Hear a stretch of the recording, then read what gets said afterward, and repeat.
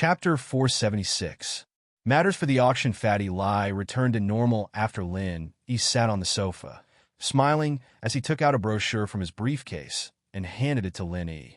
"Boss, take a look at this." Lin Yi took the brochure from Fatty Lai and flipped through it. Auction? Lin Yi took a look and realized that it was a brochure introducing the auction, and the venue was Yanjing City. "That's right." Fatty Lai nodded. "But this isn't a normal auction. It's a super auction that all the noble houses attend, and it's held once a year." "Oh." Lin Yi paused. He didn't expect this auction to be so influential, and Fatty Lai must have some power if he could get his hands on a brochure for this auction. "Mr. Lai is right. I know about this auction. They send me an invitation every year, but I've never attended it before." Xiumin smiled self-deprecatingly. With Xiumin's current status, he was the target of all the noble houses. A miracle doctor was far more useful than a profitable business partner. What was the use of money if he was dead? Therefore, in order to show how much the aristocratic families valued Guan Xiumin, they would send him more than one invitation every year. However, Guan Xiumin had always been an honest person, so he wouldn't charge exorbitant medical fees. Naturally, he wouldn't attend any auction. "This time Professor Guan must go," Fatty Lai said with a smile. "If I'd known that you had so many invitations and that you could bring people along, I wouldn't have wasted so much effort to get you an invitation." "Ha!" Lin Yi smiled. Fatty Lai had wanted to show off when he got the invitation, but he didn't expect Xiumin to have several of them. He wasn't in the mood to show off right away. In this auction, only some rare treasures are being auctioned. Only the financial resources of the various aristocratic families can afford to buy these things. Fatty Lai said, "Of course, other than the traditional aristocratic families participating, there will also be some new entrepreneurs invited. These people also have a lot of potential." "You're saying that we'll be auctioning the pill of life extension and toxin cleansing at this auction?" Lin Yi had a rough idea of Fatty Lai's intentions. "That's right. Everyone who attends this auction is rich. As long as they're willing to chase after us, it'll be hard for our products not to be sold out." Fatty Lai said, "All right, you can decide." Lin Yi nodded. Since Fatty Lai was in charge, if he said it could be done, then it would be done. "It's great following you, boss." Fatty Lai was so happy that Lin Yi wasn't interfering at all. He almost cried again, but he managed to hold it in. "Boss, I've booked 3 tickets for tonight. We'll leave for Yanjing in a bit." "So urgent?" Lin Yi paused. "Isn't the auction 3 days from now?" "That's for the auction. It's fine if we're just going to buy stuff, even if it's a day or 2 later," Fatty Lai said. "But we're going to sell stuff at the auction as well, so we'll have to leave early. We need to submit it in advance." "I see." Lin Yi nodded, following Fatty Lai's arrangements. He told Pingzhan and the Miss that he had something to do and would be away for a few days. Pingzhan naturally didn't say anything, but Ming Yao, on the other hand, replied nonchalantly, "Mind your identity, don't flirt with other girls." "Huh?" Lin Yi shook his head at Ming Yao's message and called Tang Yun. Unfortunately, Tang Yun's phone was still turned off.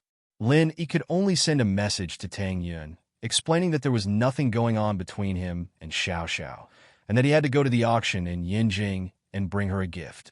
At the same time, in Dr. Kang's house, Dr. Kang, naturally, received an invitation to the auction as well. Although House Kang wasn't even considered a low-level noble house, they were still the head of the company. Naturally, they would be part of the auction. Plus, House Kang would bring out some stuff for the auction every year. "Why is the auction early this year?" Dr. Kang looked at the invitation in his hand curiously. "Yeah, father, it's always August every year. I wonder what's up with House Yu this year." Kang Guifeng nodded, confused. Silence. Dr. Kang glared at Kang Guifeng. "House Yu's business is not something you can talk about. There's no outsiders here." Kang Guifeng knew that he said something wrong, but he still tried to defend himself. "No outsiders? It'll be bad if there are outsiders. You're putting us in a position where we can't recover from." Dr. Kang hmphed coldly. "Don't even think about this in the future.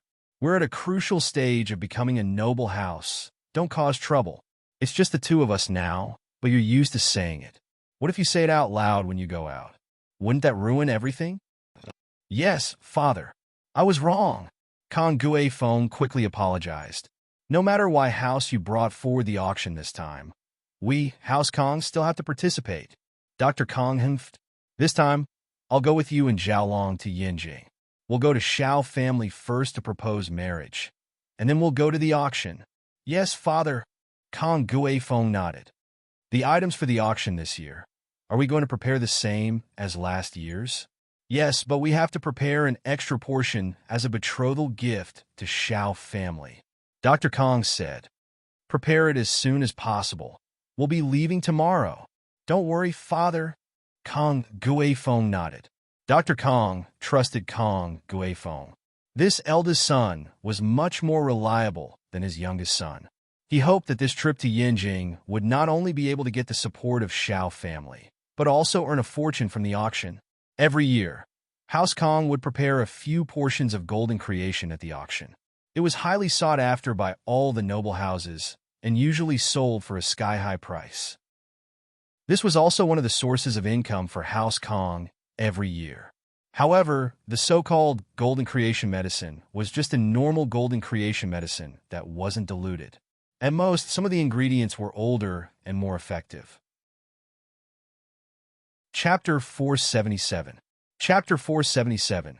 Return it to him. Xiao Xiao happily went back to school, looking for a chance to use Lin Yi's incident to attack Tang Yun. Lin Yi wasn't in school, and Tang Yun wouldn't even have a chance to confront him. La! Xiao Xiao started laughing happily.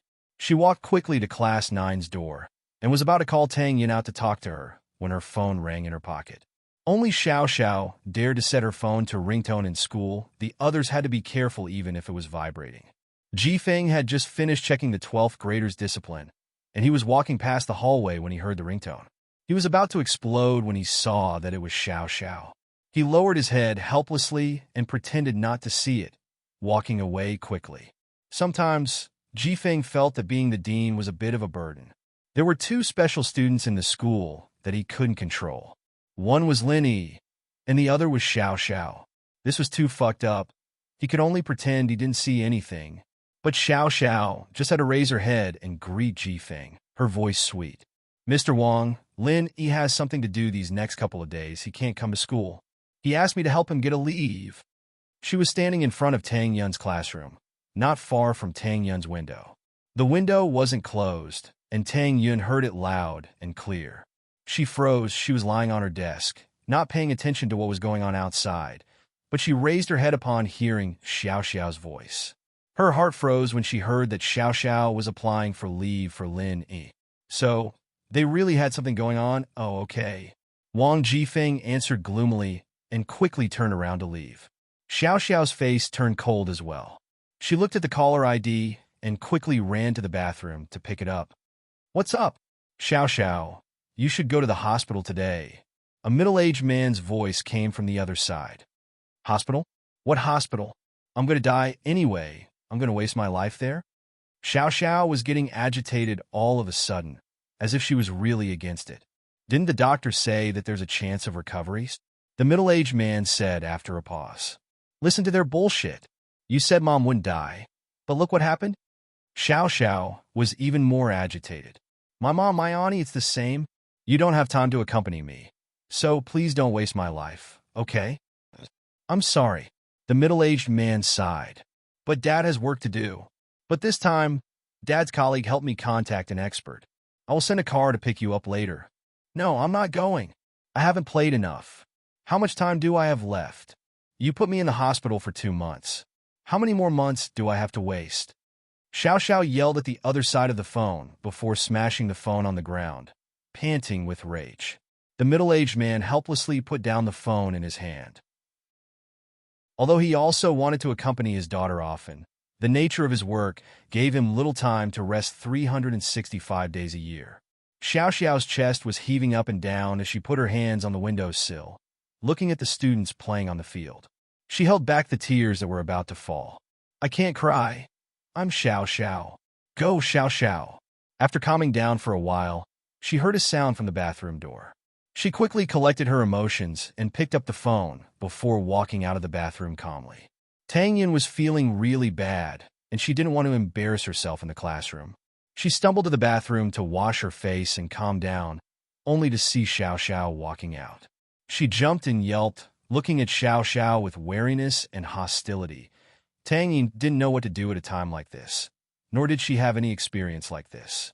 At the end of the day, she was just an 18-year-old girl, a 12th grader. She'd never met a love rival before, and her mind was a blank. Xiao Xiao was much calmer than Tang Yun. She looked at Tang Yun and smiled. I'm going on a honeymoon with Lin Yi. He gave you the breakup fee, right? Xiao Xiao knew that her father would still send someone to pick her up, and Lin Yi had something to do. She disappeared as well, so she could use this chance to make Tang Yun misunderstand. He did, but I don't want it. I'll give it back to him. Tang Yun bit her lip and raised her head to look at Xiao Xiao stubbornly.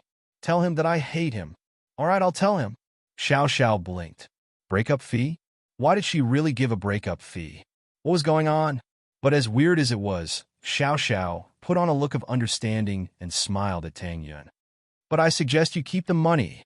I don't want it. Tang Yun looked at Xiao Xiao's back, tears welling up in her eyes. She didn't know if it was because she felt wronged or because she was mourning this first love that died before it even started.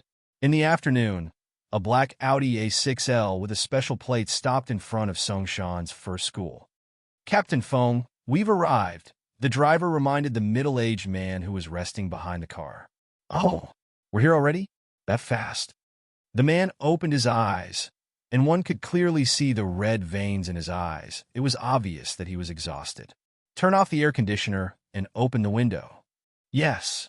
The driver turned off the air conditioner and opened the window.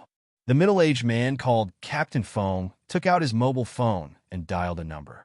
When the call was connected, he said, Xiao Xiao, I'm at the gate of your school. How many days is it this time? Xiao Xiao knew that she couldn't hide from this. Whether she rejected or not, her father would come to get her. The phone was quite sturdy, and it didn't break. Xiao Xiao's phone was a custom-made device her father gave her. It had a GPS system and was very sturdy. 2 or 3 days. It'll be quick after a checkup, and I can bring the medicine back, Captain Feng said after some hesitation. All right, wait for me, Xiao Xiao said happily. Ah! Captain Feng was confused. When had his daughter ever been this happy? Every time she went to the hospital, she'd do everything she could to convince her, and even grab her, but this time... Chapter 478. Chapter 478, Marriage Proposal, Part 1. No, I'll be waiting for you then. Captain Feng was a little puzzled. What was wrong with his daughter today? Why was she acting so weird? But since Xiao Xiao wanted to come, there was no need for him to say anything else. The reason why Xiao Xiao agreed so quickly was because Lin Yi wasn't at school, and she had to leave as well. One could only imagine how depressed Tang Yun would be. Going against her? That would be a tragic ending. Xiao Xiao waved her fist and went downstairs. She saw the Audi A6L parked outside the school gates and didn't say anything as she got in the car. Xiao Xiao, the doctor this time is your dad's colleague, an expert in genetic diseases. Captain Feng waited for Xiao Xiao to get in the car before looking at her kindly. His name was Feng Tianlong, a special agent. He couldn't be by Xiao Xiao's side every day due to his work. It was a little regretful, but he didn't regret it. Since he'd chosen this path, he had to walk it down. Oh, another specialist, Xiao Xiao replied faintly. Xiao Xiao nodded faintly. She'd seen too many experts since she was young, but they'd always come back disappointed. Xiao Xiao was pretty much numb to it already. Rather than wasting time with doctors, she'd rather spend her youth and life. At least she wouldn't regret it even if she died. Tianlong shook his head. His daughter's attitude was within his expectations, and he didn't say anything else. In fact, he didn't have much confidence, but as long as there was a sliver of hope, he wanted his daughter to live healthily. The plane slowly landed in Yanjing, and Lin Yi, Fatty Lai, and Fatty Lai got off the plane and checked into the hotel Fatty Lai had booked. Boss, we're auctioning 3 pills of life extension and toxin cleansing this time. Isn't that a little too little? Fatty Lai asked carefully. Rare things are precious. Plus, it's not all for the money. It's mainly for the fame. Lin Yi smiled. I see. Fatty Lai knew that Lin Yi was speaking the truth, but he had his own selfish motives. If there were only 3 pills of life extension and toxin cleansing, then his chances of getting one would be a little low. If there were more, then wouldn't he still have a chance? Of course, he couldn't say this to Lin Yi, so Fatty Lai could only swallow it. With Fatty Lai's help, the procedures for the auction were easily taken care of. All they had to do was provide the auction items, the base price, and so on, and the auction would be completed. Even the organizer of the auction did not force the seller to go through the appraisal. The appraisal was voluntary, and one could apply for it or not. Obviously, the organizer also knew that some rare treasures couldn't be identified on the spot, and those who could participate in this auction were all celebrities. No one was willing to come up with something fake to tarnish their reputation. It was true that there were cases of shoddy goods being passed off as quality goods, but this kind of transaction would also damage the seller's reputation. As the organizer, House Yu was not a force to be trifled with. Rumor had it that a few years ago, there was a seller who passed off shoddy goods as quality goods, and House Yu ended up bankrupting him. But for Fatty Lai's unknown pill that had never been on the market before, no matter how miraculous his description was, the organizer still set a relatively low price for him. 1 million. Fatty Lai didn't want to explain further. 1 million it was. The pill wouldn't be sold for a cheap price anyway. Forget 1 million. Even if it was 100 million, he'd take it without hesitation. Yinjing City, Xiao family. Dr. Kong brought Kong Guifeng and Kong Xiaolong to visit the 2 brothers of the Xiao family, Xiao Ji and Xiao Ben. The old man of the Xiao family had passed away, and Xiao Ji and Xiao Ben had become poor kids. Although the Xiao family was still a low-class noble house, the 2 brothers were pleasantly surprised by Dr. Kang's personal visit. Dr. Kong, you could have just asked Brother Guifeng to come. Why did you come yourself? You're giving our Xiao family too much face. Xiao Ji was very excited about Dr. Kang's visit. As long as the marriage with House Kong was successful, the Xiao family would be able to get a loan from the bank, as well as the support of their business partners. By then, the situation of the Xiao family would be reversed. Isn't it just in time for House Yu's auction? So I came along. Dr. Kong smiled. House Yu's auction. Xiao Ji paused. Isn't the auction held in August every year? It's earlier this year, don't you know? Dr. Kong was taken aback as well. The Xiao family may be a low-class noble house, but they should still be invited to the auction. Why did they look like they didn't know? He knew even when he was out of town, but the local Xiao family didn't know? I know. Big brother, the invitation is with me. I was dealing with the funeral of the old man, so I put this matter aside. I forgot to mention it. Xiao Ben was a smart man. After a trace of haze flashed across his face, he said with a smile, Xiao Ben was just lying. In fact, the Xiao family didn't receive the invitation, and that was what pissed him off the most. With the old man's death, they didn't send an invitation. What was House Yu thinking? I see. So it's with you. I thought they forgot about us. Xiao Ji smiled and nodded. It's brought forward. I wonder if Elder Kong has anything that you're determined to get in this auction? Well, the auction list is only released on the day of the auction. I don't know about that. Dr. Kong smiled and shook his head. Xiao Ben felt sad again. Once upon a time, when the Xiao family was at its peak, they could get most of the auction listings a few days before the auction. How awesome were he and his brother back then? When the time comes, I'll definitely get it. But now, they didn't even bother to send out an invitation. The Xiao family may be poor, but they were still a low-class noble house. How could they look down on them like this? Of course! Xiao Ben saw that his brother was about to brag about his past achievements and quickly stopped him. We probably won't be able to bid for anything when the time comes. We might not even be able to attend the auction. There's too much to do at home. Xiao Ben made up an excuse for not being able to attend. Right, Guifeng, where's our gift? Dr. Kong looked at Kong Guifeng. Here. Kong Guifeng waved at Xiaolong, who was at the door. Xiaolong quickly walked over. Uncle Xiao, second Uncle Xiao, this is a box of golden creation ointment. It's just a small gift. Xiaolong said respectfully as he presented the box politely. Chapter 479. Chapter 479, Marriage Proposal, Part 2.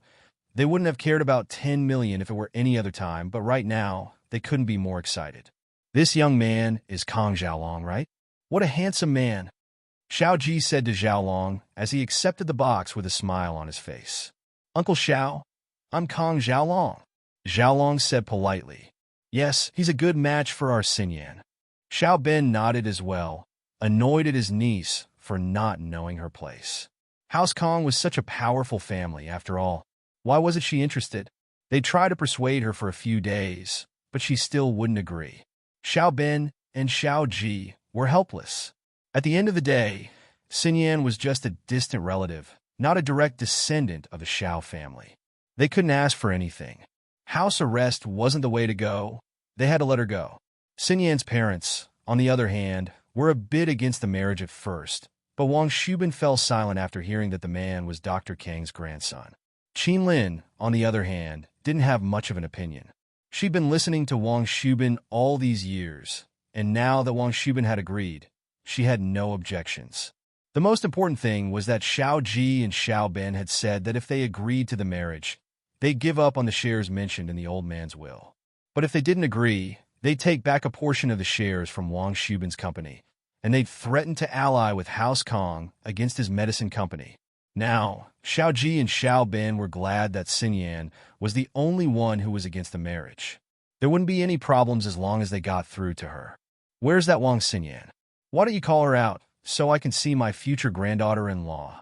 Dr. Kong asked, smiling as he sat on the sofa. As a grandfather, he was quite satisfied with his granddaughter-in-law, despite the fact that this was a political marriage. I'll go get her now. Xiao Ben gave his brother a look before walking into the living room. I say, sis, brother-in-law, did you guys really get through to my niece's thoughts? Dr. Kong himself came to our house to propose marriage. This isn't something just anyone can do. Xiao Ben said as he looked at Wang Shubin and Qin Lin, who were standing in front of Xinyan's room. Little Yin doesn't agree. I think it's fine. Although Xiao Qin Lin didn't have any opinions, she still loved her daughter very much. Seeing that her daughter was unhappy, she naturally didn't want to get married. Or you're a woman with long hair, but short knowledge. Xiao Ben was stunned and said with some annoyance, what kind of family does Dr. Kong come from? His eldest grandson, Kong Xiaolong, is the future heir of House Kong.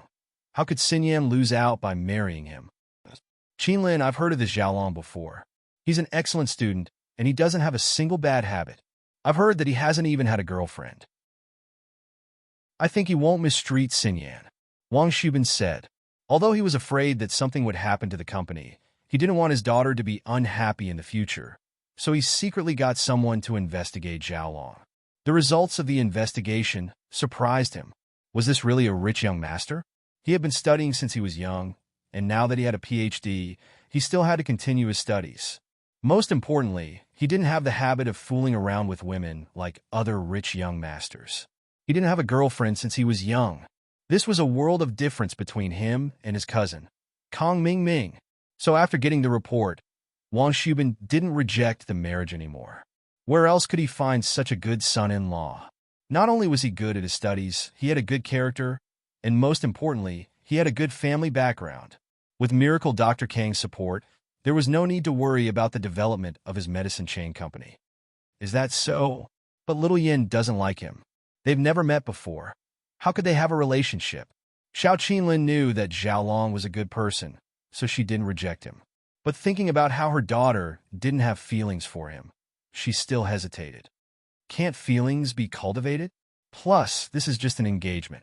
If things really don't work out, we can call it off. Xiao Ben said, right now we're just using this marriage as an excuse to get some benefits for both of us. Let the two of them get to know each other first, and maybe they'll develop feelings for each other. I see. Xiao Qinlin thought about it. Her second brother's words made sense, but an engagement wasn't a marriage. Let the two of them get to know each other first, and if it worked out, they could stay together. If it didn't work out, they could call it off. Yeah, Dr. Kang's family is waiting outside. Hurry up and get Xinyan out. Xiao Ben was afraid that Dr. Kong would panic. All right then. Xiao Qinlin walked into the room and pushed out a dumbfounded Wang Xinyan after a while. Xinyan didn't understand why did her parents get convinced by her uncle and second uncle. asking her to get engaged to someone she didn't know? Her father gave her a lot of reasons, saying how great Xiaolong was, but Xinyan didn't like him. She couldn't fall in love with someone she didn't know. Dad, is your company really that important? Xinyan raised her head and looked at her father, hoping that he would change his mind. Wang Shubin was a little embarrassed, but the company was his life's work. He didn't want it to be ruined. I understand, Xinyan sighed. I can go out with you guys, but I didn't agree to the engagement. All right, let's talk outside. Don't say anything when we get out. Maybe you'll like him just by looking at him. Xiao Bin said. Xiaolong is a rare young man. Xinyan didn't say anything. There was no point in saying anything else. How could Xinyan fight back when her parents had already agreed to it? How could she change? But she didn't plan on marrying a stranger. It was just an engagement, not a marriage. She'd just have to find a way to escape when the time came. Xinyan would never accept a marriage arranged by her family. What year was this? There were still arranged marriages? Xinyan was brought to the Xiao family's living room by Xiao Bin. Xiaolong was immediately attracted by Xinyan's elegant figure. He didn't have a girlfriend, but that was just a show-off in front of his grandpa. In fact, he'd been longing for a woman for a long time. Now that Xinyan was officially his fiancée, Xiaolong didn't need to hide anything anymore. His family wouldn't say anything about how he treated Xinyan. Chapter 480. Chapter 480. Cousin visits again. Xiaolong paused when he saw the flash of disgust in Xinyan's eyes. He understood what was going on. From the looks of it, Wang Xinyan was a girl with high standards. She wasn't like those materialistic girls who'd get excited at the sight of a rich young master like him, wanting nothing more than to throw themselves at him. But the more Xinyan acted like this, the more Xiaolong was tempted. He wouldn't say anything if he were to marry a girl who was greedy for money, but he wouldn't be happy about it. Xinyan's reaction was just what he wanted, and the desire in Xiaolong's eyes disappeared in a flash, returning to his previous clarity. He was a schemer, and the fact that he'd been studying so hard for so many years showed how strong his willpower was. Hello, Xinyan. I'm Xiaolong. I hope we can get along well. Xiaolong reached out his hand and greeted Xinyan warmly. If Xiaolong had been like this from the start, Xinyan wouldn't have hated him as much as she did now. After all, he was a sacrifice for the family's benefit. Xinyan wouldn't hate him even if she didn't like him. But the desire in Xiaolong's eyes showed that his heart wasn't pure, and it made Xinyan feel disgusted. She looked at Xiaolong's hand and said faintly, I'm sorry, I was locked up by my family, and I haven't washed my hands for a few days. Xiaolong paused, and his face darkened. But it was only for a second, and he returned to normal. He was angry that Xinyan didn't give him any face at all, saying that she was forced to do it in front of everyone. How could Xiaolong take that? But Xiaolong couldn't afford to fall out with Xinyan right now. First of all, Xinyan was a woman he liked, and there was no harm in pursuing a woman like that. Second of all, he couldn't fall out with the Xiao family for the sake of the family's benefit. It seems that Xinyan doesn't want to marry into House Kong, does she? Dr. Kong was a little angry at Xinyan's words. Xiaolong couldn't say it, but he could. Although the Kong family was not an aristocratic family, yet the marriage was mutually beneficial, and the Xiao family also understood it very well. Moreover, the old master of the Xiao family had passed away, and there were only 2 juniors left. Dr. Kong was qualified to take advantage of his seniority. Xiao Ji was a little irritated as well. He didn't expect Xinyan to be so disrespectful in a situation like this. He was about to scold her a little, but Xiao Bin shot him a look, and he shut his mouth. In the Xiao family, although Xiao Ji was the eldest, Xiao Bin was very intelligent. Xiao Ji now understood that the only way to protect the family was if the 2 of them worked together. So he gave up on being the eldest and listened to Xiao Bin. Elder Kong, she's a girl. How can she agree to it so easily? Xiao Bin smiled. It's the young people's business, of course. We're just acting as a middleman, and the key lies with them. Let's get to know each other first, and only then can we plan our next step. Xiao Bin's words were smooth. It was different from what he had originally intended, but Dr. Kong could still accept it. Xinyan was clearly against it, and the Xiao family must have done a lot of work for her. If Dr. Kong were to insist on something, It would only make things worse, and that wasn't what Dr. Kong wanted to see. The only thing he could do was to let the two get to know each other, as Xiao Bin suggested. Now that the two know each other, it's better to get to know each other more. I heard that Xinyan's studying in Songshan. Let Xiaolong go play with her on the weekends when he's free. Dr. Kong nodded. Xinyan, don't say no when I go find you, Xiaolong said with a smile. I'm in 12th grade, and I'm very busy.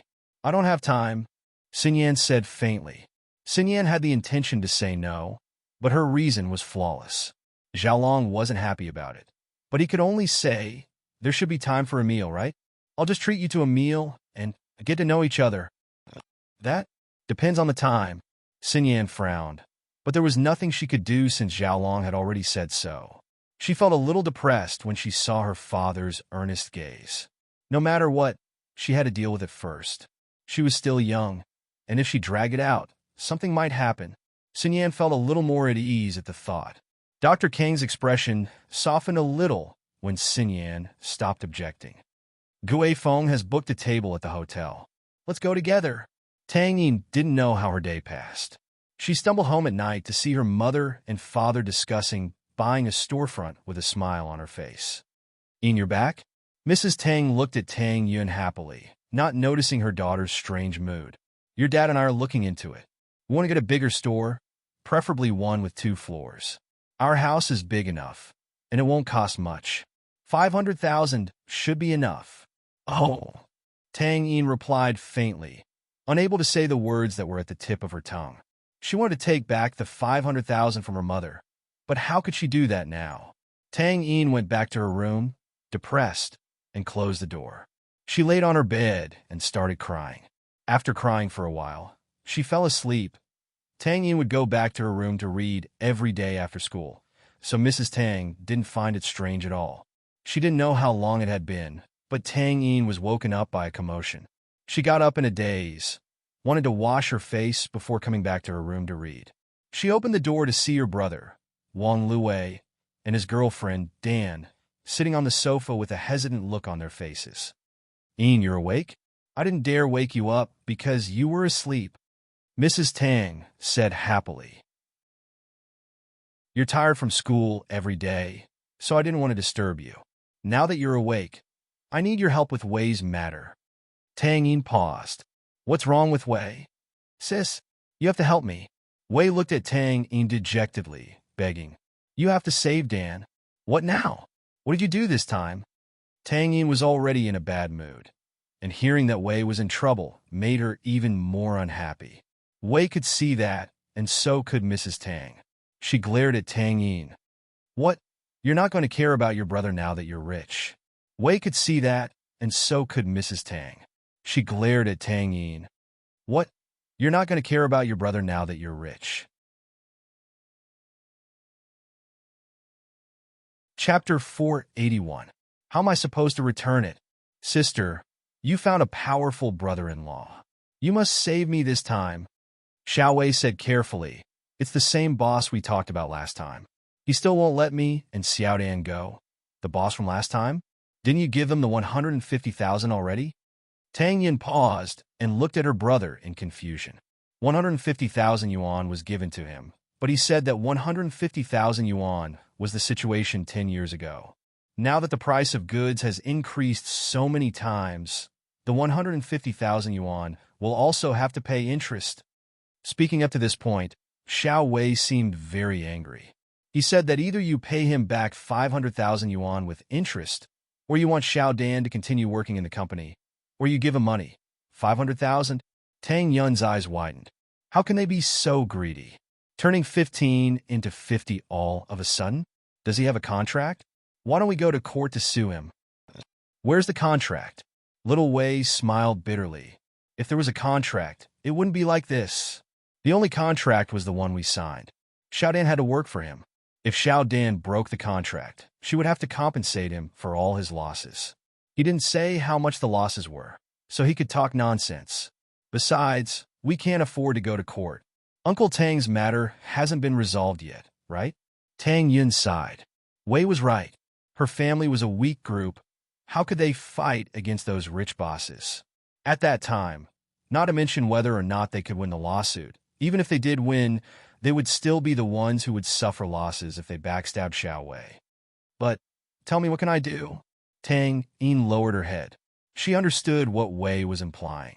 He wanted her to ask Lin Yi for money, but how was she supposed to ask Lin Yi for money now? Yuner, although I happen to have the 500,000 Lin Yi gave me, isn't that the money we use to buy a retail store?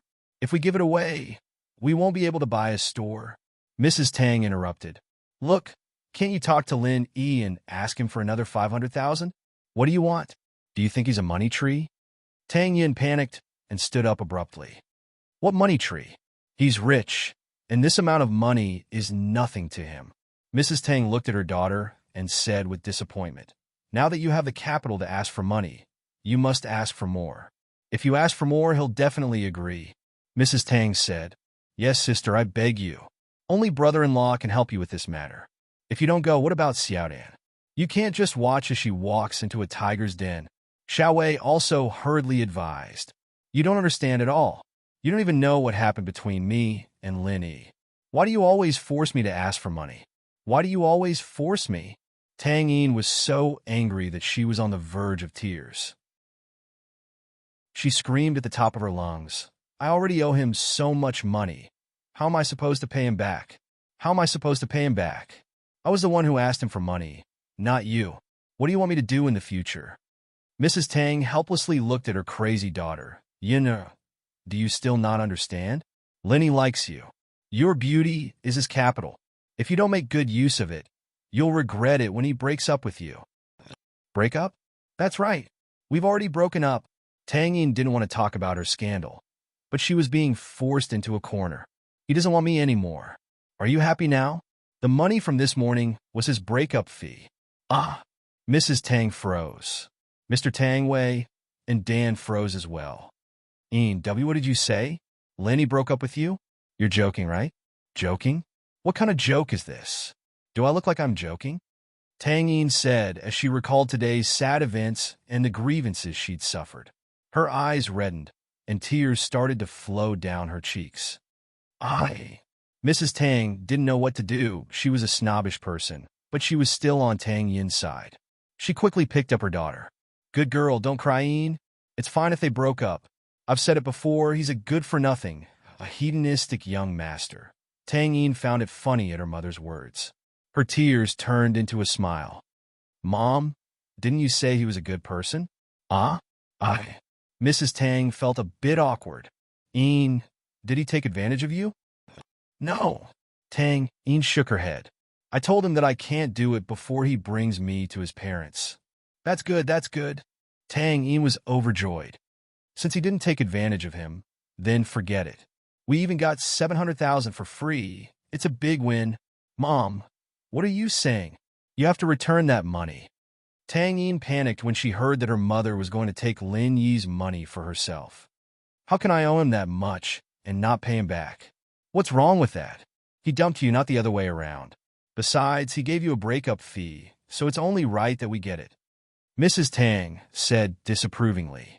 Wei, on the other hand, was dumbfounded. He didn't think that his sister and Lin Yi had already broken up. He was hoping that his sister would borrow the money, but now, sister, what about me? Xiao Wei hung his head dejectedly, and Xiao Dan's face was also filled with despair. Wei, don't worry. I won't buy it anymore. I'll give you the money first. Mrs. Tang may be snobbish, but she wasn't a cold-blooded person. She was generous to her family. I know I'm in trouble, but I can't let you and Dan suffer. How about this? You give them the money first. Mom! You still want to touch that money? I told you I'd return it to Lin Yi. Tang Yin panicked. She'd told Xiao Xiao that she'd return the money to Lin Yi. How could she touch that money? The breakup fee is yours, of course. Do you want to see your brother die? Mrs. Tang glared at Tang Yin. It's good enough that he asked for some more money. You're giving it back to him? Tang Yin was speechless. She had to return the money, but she couldn't just ignore Wei's situation. What should she do? But if she took the money without any qualms, what would Lin Yi think of her? He'd definitely look down on her, and Xiao Xiao would laugh at her for being vain and acting all high and mighty for a moment. Tang Yin was in a dilemma. Yin, why are you so dumb? He played you. Isn't it normal for him to give you money? Mrs. Tang humphed. Chapter 482. Chapter 482. Sending money to the door? You can have fun with it or dump it. Mrs. Tang said with a wave of her hand. All right, it's decided. We'll go with Wei to that big boss later. Tang Yin felt that it wasn't right to use the money, but there was nothing she could do about it. It was her family's fault for being so unlucky. Sis, don't be sad. That bastard has eyes but can't see. Don't worry, Wei. I'm a man too. I'll return the money to you. Wei said. He knew what his sister was worried about. I won't make it hard for you. Okay. Tang Yin nodded, comforted. At least Wei wasn't the type of person who only knew how to ask for money. It was enough for her. The bank card was opened under Tang Yin's name. Withdrawing 500,000 in one go, naturally, Tang Yin had to go there herself. They found a 24-hour bank, withdrew the money, and took a taxi with her mother, Wei, and Dan to the area where the big boss lived. Right here? It's so grand. Mrs. Tang said enviously as she looked at the luxurious facilities and beautiful houses. When will we be able to live in a house like this? Annie, this is Lead Shore. It's one of the most luxurious residential areas in the city. Everyone who lives here is rich, and one house is worth tens of millions. Wei had been here a couple of times, so he was familiar with the market here. Tens of millions? That's expensive. Mrs. Tang was taken aback. She looked at her daughter with pity. I was hoping that your uncle and I would have a chance to live in a mansion like this now that you've found yourself a rich husband. But it seems like that's not possible anymore. Mom, what are you talking about? Tang Yun frowned. This was something that hurt her, and she didn't want to talk about it. I won't talk about it.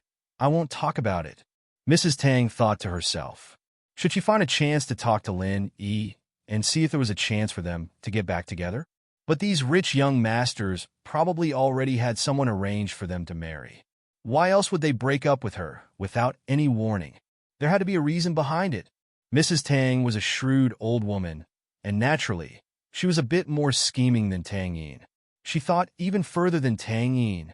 Plus, he didn't know about Xiao Xiao, so he thought that there had to be a reason why Lin Yi dumped his daughter. Mrs. Tang thought that even if Lin Yi couldn't marry her because of his engagement, he could at least be a mistress, right? My requirements are not high. I just want my family to buy a mansion on the bank of the Lead River. If he couldn't do it, he had to ask Lin Yi for another sum of money. He couldn't let him get away with it. Even if he didn't do anything to his daughter, he had hurt her feelings. Tang Yin didn't know that her mother was thinking of something snobbish again. She was still very pure, and naturally, she wouldn't think that her mother would have such embarrassing thoughts. If she knew, she would be furious. However, Mrs. Tang couldn't be blamed for being so snobbish. The fickleness of the world had frightened her. After suffering for so many years, she didn't want her daughter to suffer anymore. So she even thought of becoming a mistress. She couldn't be blamed. It's here. Wei pointed at an independent mansion. Mr. Zhou lives here. Mom, don't say anything when we go in. We can't just give him money this time. We have to make an agreement. Tang Yin took a deep breath and calmed herself down. She returned to normal and stopped thinking about what happened during the day. Tang Yin hadn't interacted with society before, but in a high-class private school like Songshan's First, she had interacted quite a bit. She knew that everything needed a contract. Her father didn't get any compensation because the contract wasn't clear. So she could give that Mr. Zhou some money this time, but he had to write an agreement that he wouldn't pursue Dan's responsibility in the future. All right, I'll listen to you. Mrs. Tang nodded, knowing that her daughter knew a lot. Only then did little Wei ring the doorbell of the villa. Zhou Tiandi had been very depressed these past 2 days. Not only did he offend Lin Yi, but he also offended Sihua. Both of these were people who could kill him instantly. He didn't even have the slightest intention to fight back. His opponents were too strong. Lin Yi was a master above golden class, and Sihua didn't lack golden class masters around him. He could still do whatever he wanted in Songzan with Uncle Yan's support, but now that Uncle Yan was crippled by Lin Yi, he didn't dare go out and show off anymore. Fuck. Zhou Tiandi used to be a big shot in Songzan, but now I'm this useless. Tiandi poured himself a glass of red wine and downed it in one gulp, depressed. But even though he was depressed, he was still glad. He might have offended Sihua, but it wasn't a deep grudge. He just didn't want to work with him, and Sihua wouldn't come after him for that. Lin Yi, on the other hand, had promised not to pursue the matter any further, so Tiandi felt a bit better. Otherwise, he wouldn't be able to eat or sleep in peace.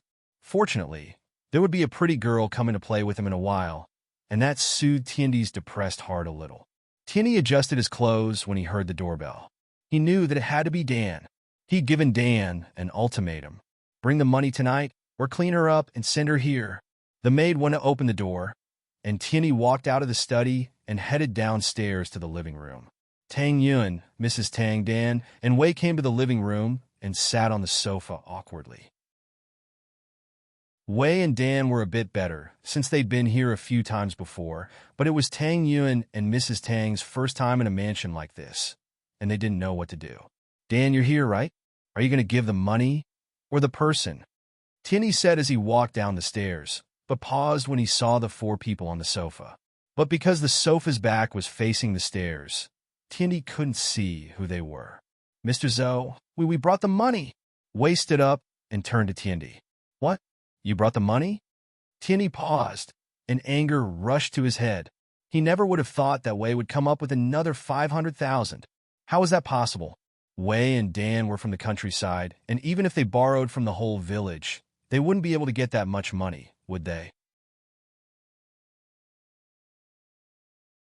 Chapter 483. Scared to the bone, but Wei's words shattered Tiandi's fantasies. Tiandi's dreams had been shattered in an instant, and he was furious. Yeah, we brought 500,000. We hope that you'll let Dan go, Mr. Zhou. Wei nodded. He didn't want to, but he was willing to give up the money if it could save Dan.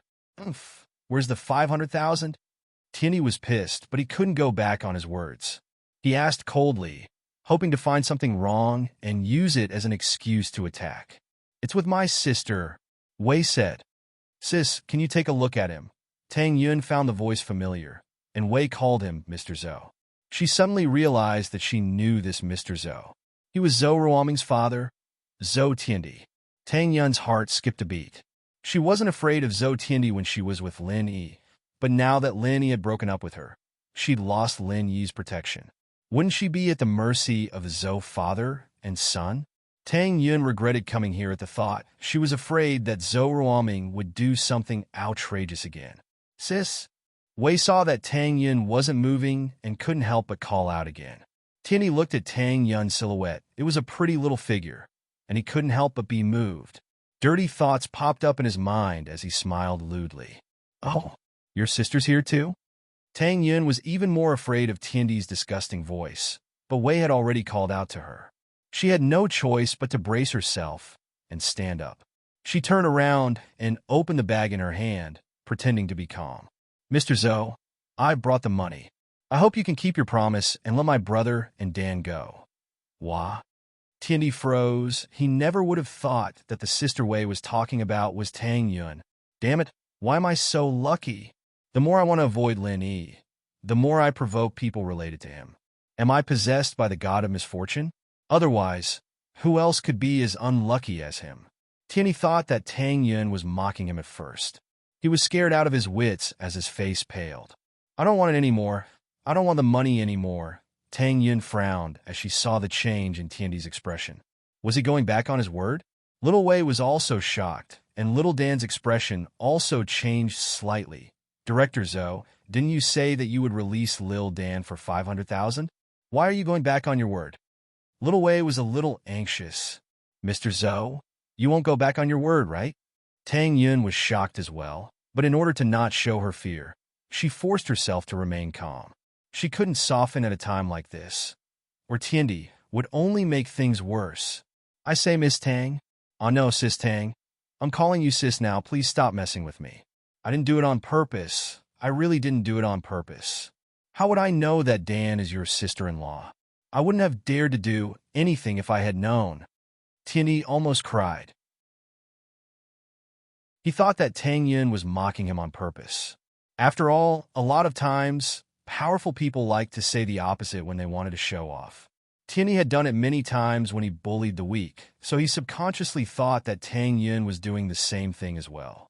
Tierney's reaction surprised everyone. Little Wei and Little Dan were dumbfounded, and so was Mrs. Tang. They didn't understand why Tierney's attitude changed 180 degrees after seeing Tang Yun. Tang Yun frowned.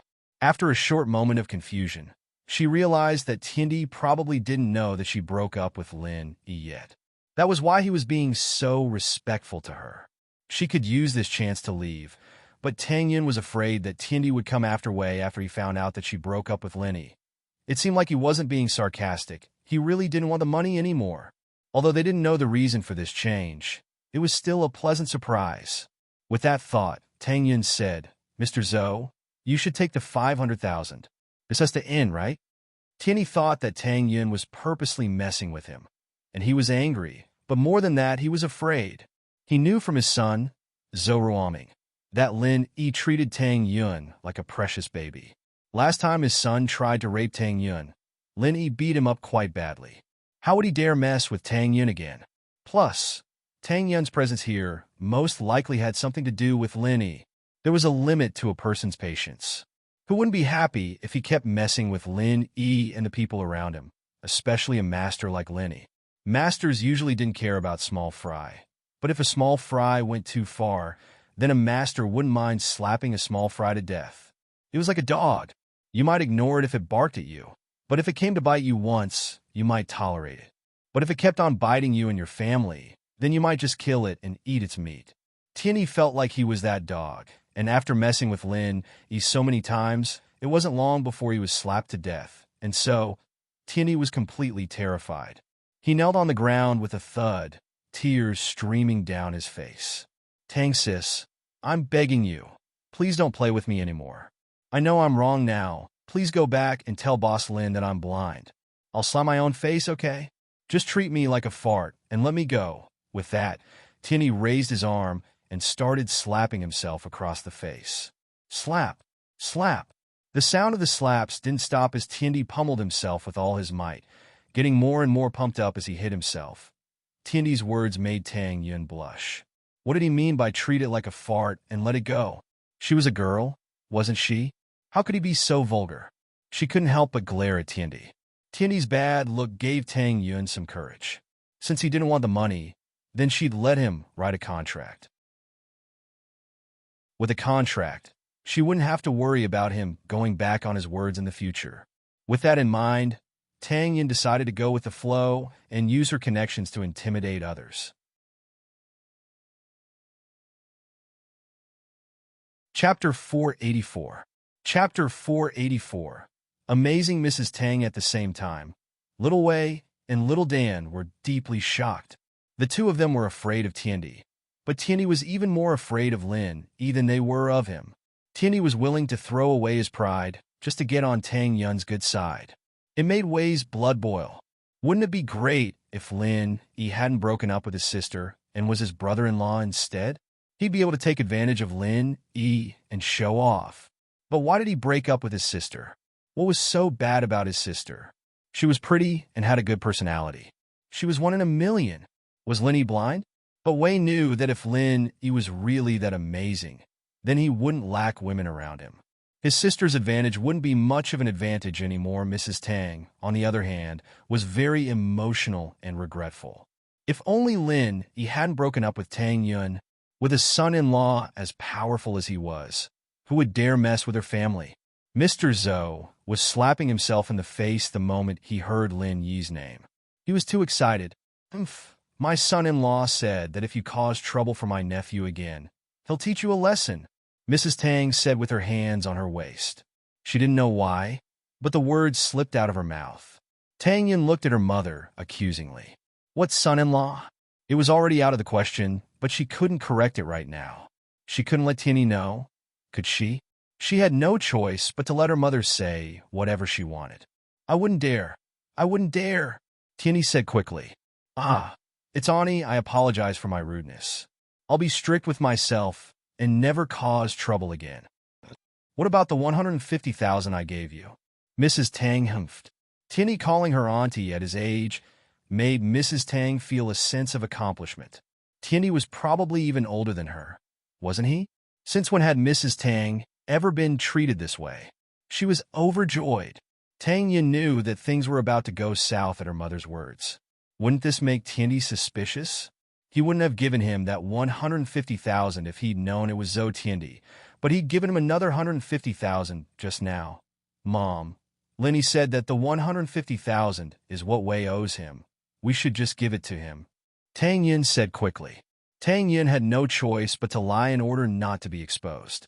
Otherwise, she wouldn't be able to smooth things over. Mrs. Tang, on the other hand, was a little reluctant.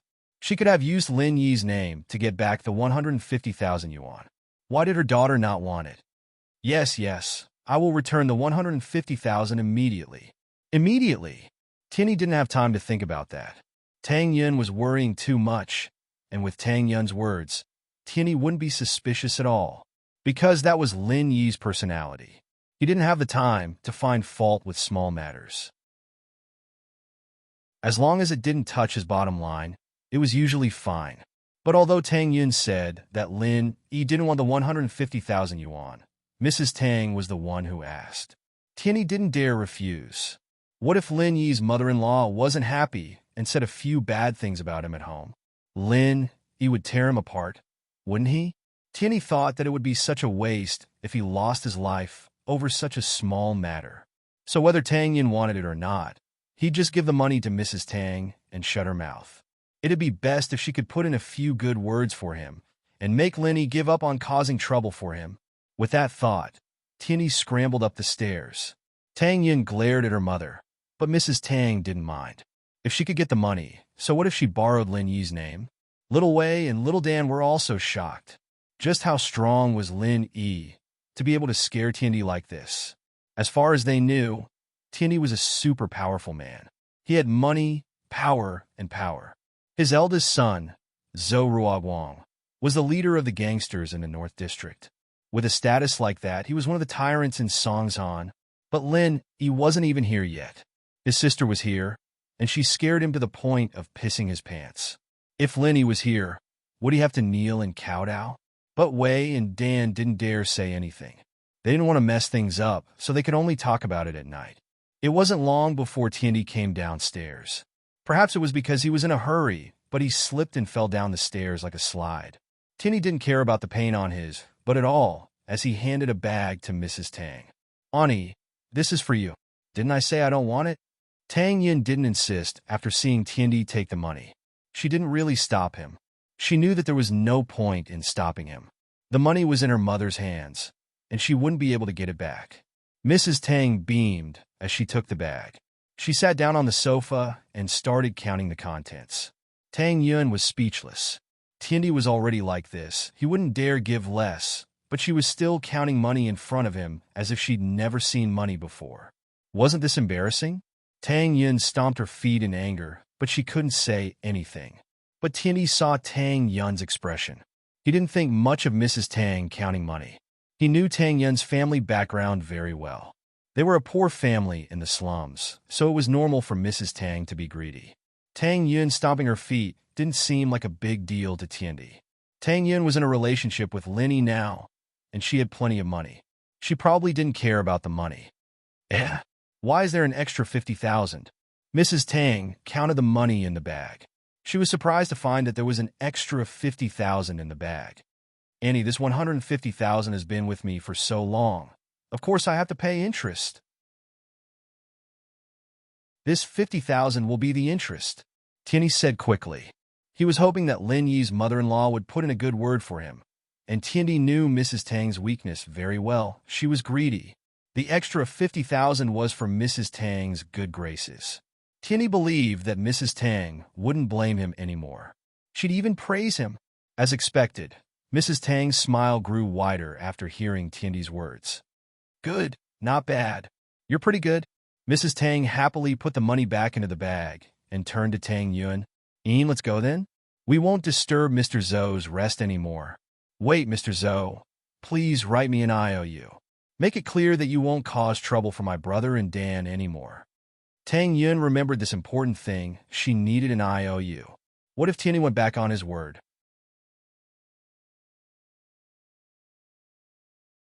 Chapter 485. The grievances. It didn't matter what Tang Yun's motives were. Zhou Tianyi would try his best to satisfy her if she asked for it.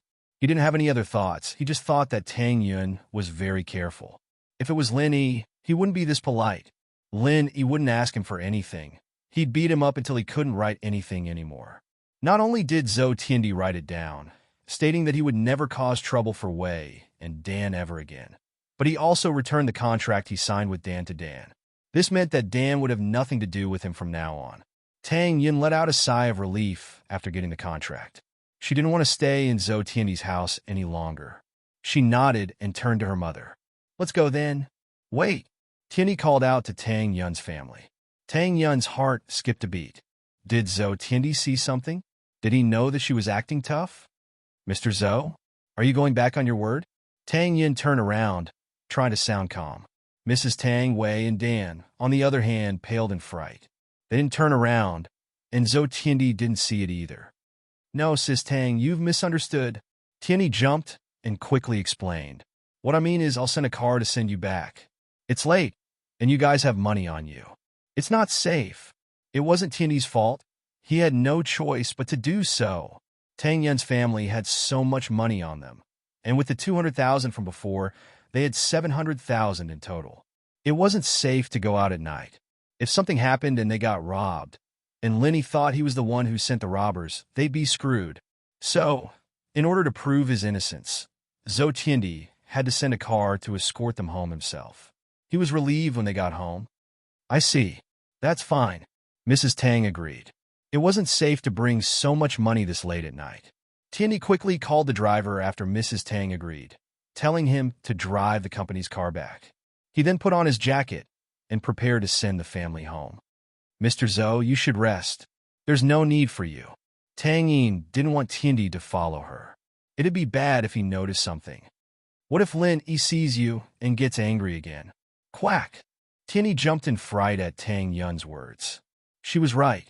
If Lin Yi couldn't see him, he could let it go after a few days. But what if Lin Yi saw him and beat him up?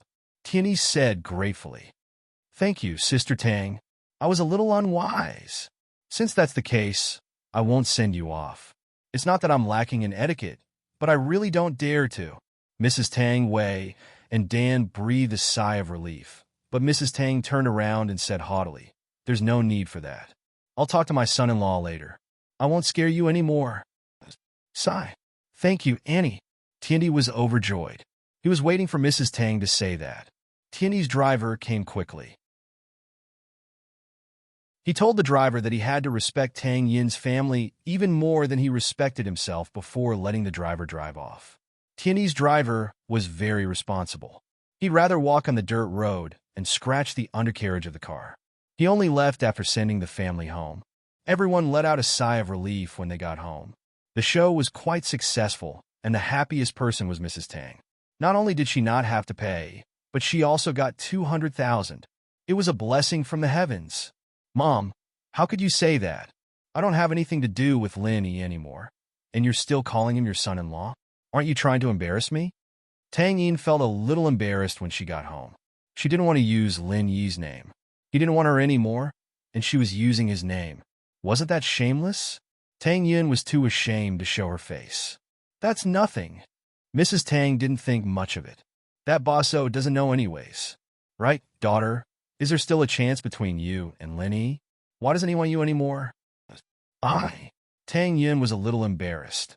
She didn't want to talk about Lin Yi, especially when Wei and Dan were here. It was even harder to talk about Lin Yi. "Wei, Dan, it's getting late. You two should go home and stop contacting Bosso." Mrs. Tang saw through Tang Yin's thoughts and turned to Wei and Dan. Wei was curious as to why Lin Yi and Tang Yin broke up. He wanted them to get back together, so he wanted to stay and listen. But his sister seemed to have something she couldn't talk about. He couldn't stay any longer. He stood up and pulled Dan. "Annie, we'll go back first. Be careful on the road. Give me a call when you get home." Mrs. Tang sent Wei and Dan off and went back into the house. She held her daughter's hand. "And tell me, why did you guys break up? I saw that Lin Yi treated you pretty well, didn't he? I didn't see anything wrong this morning." "How did he break up?" "Mom, he had a girlfriend before. His girlfriend transferred to our school, and she's sitting at the same table as him. Tang Yin found it hard to say it out loud, but her mother pressed on. She gritted her teeth and blushed. Mom, you said he had a girlfriend before. Why'd he try to mess with me then? Mother and daughter were connected. Tang Yin let go of her strong front in front of her mother and started crying in her mother's arms. Yin, don't cry. Mrs. Tang sighed. It wasn't like what she guessed. It wasn't that Lin Yi didn't like her daughter anymore, but that the main character came and forced Lin Yi to break up with her. Mom, why is he so bad? Why would he bother me when he has a girlfriend? I'm so embarrassed. How am I supposed to raise my head in the future? Tang Yin felt more and more wronged as she spoke. Ina, Mrs. Tang sighed. It's all Mom's fault. It's all because we're poor. If we were rich, Lin Yi wouldn't have broken up with you. His girlfriend must be from a rich family, right? His family must have gotten her for him, right? Yeah, he drives a sports car to school. Tang Yin nodded. She wasn't lying. That's what I said. Otherwise, why would Lin Yi break up with you? Mrs. Tang said as she stroked her daughter's hair. Did his girlfriend come looking for you? Chapter 486. Xiao Xiao and Daughter, HM? Mrs. Tang's eyes lit up at her daughter's words. Yin, you're saying that Lin Yi's girlfriend doesn't mind you being a mistress? Tang Yin blinked, but understood what her mother was getting at. She frowned. Mom, you're not thinking of making me a mistress, are you? If that's the case, then don't even mention it. I wouldn't do something so embarrassing. Mrs. Tang didn't say anything else after seeing her daughter's determination. She patted her daughter's shoulder. All right, don't cry, Yin. Who knows, maybe Lin Yi will change his mind one day. Who cares about him changing his mind? I don't want to talk to him anymore. Tang Yun stomped her feet. I'm going to study. I was too stupid to trust him before. I won't do it again. With that, Tang Yun ran into her room and told her mother everything. She felt much better now, not as depressed and wronged as before. Mrs. Tang shook her head regretfully as she looked at her daughter's back. She sighed to herself. Yin, you still don't know how hard life is. You'll know how painful it is when you're as old as I am. She thought back to her classmates, many of whom weren't as pretty as she was when they were young, but they were rich now. They took good care of themselves, and she, on the other hand, was the prettiest girl in school when she was young. It was rare to have a man that her daughter liked, and he liked her as well. It wouldn't be embarrassing to be a mistress. When he attended a class reunion, there was a divorced woman who became the mistress of a big boss and kept bragging about it to everyone. Not only did no one despise her, but they were also very envious of her. Before leaving, they did not forget to ride in her BMW to satisfy their cravings. Laugh at the poor, but not at the prostitutes. It wasn't a nice saying, but it indirectly reflected the helplessness of reality. Xiao Xiao took her blood numbly and was sent to do a CT scan and all sorts of tests. It was the same every time, and the results were always the same. Xiao Xiao yawned as she laid on the hospital bed bored. Tianlong walked in, looking at his daughter with concern. Xiao Xiao, what do you want to eat tonight? Daddy's bringing you? I'll take a leave of absence these 2 days to accompany you. No need. You go do what you need to do. Xiao Xiao shook her head, her eyes empty as she looked at the cars outside. Are the results out yet? When can I go back? Xiao Xiao only asked if the results were out and when she could go back. It was obvious that she didn't have any hope for a cure. She just wanted to go back after the checkup. Otherwise, if he could be treated, he would definitely stay in the hospital. Not yet, but Dr. Zheng is an expert in hereditary diseases. He should have a way. Tianlong comforted. You don't have to comfort me. Even the legendary Dr. Lin Dongfang couldn't do anything about my mother's illness. How could anyone else? Xiao Xiao curled her lips. She'd basically lost all hope. She just wanted to do something spontaneous in the last stages of her life. That way, she wouldn't have any regrets. Miracle Dr. Lin also said that it wasn't that he couldn't save her, but he lacked some conditions. Tianlong said helplessly. Miracle Dr. Lin said that if he had 5 years, he might be able to find a solution, but your mother can't wait 5 years. Isn't that just an excuse for being useless? Xiao Xiao humphed. Who knows if he can cure her? Maybe he's afraid of ruining his own reputation? No, Miracle Dr. Lin has been researching the special ingredients in your mother's blood. But after that last meeting, he went into seclusion, Tianlong said helplessly. He can't cure her, so he went into seclusion. Xiao Xiao didn't think much of it. All those miracle doctors are like that. And that bullshit Dr. Kong. What else can he do other than make medicine? Everyone calls him a miracle doctor. What a joke. You were young back then, so you didn't understand Miracle Dr. Lin. He's a stubborn person. For your mother, he risked his life and went to Miaojiang to research poison.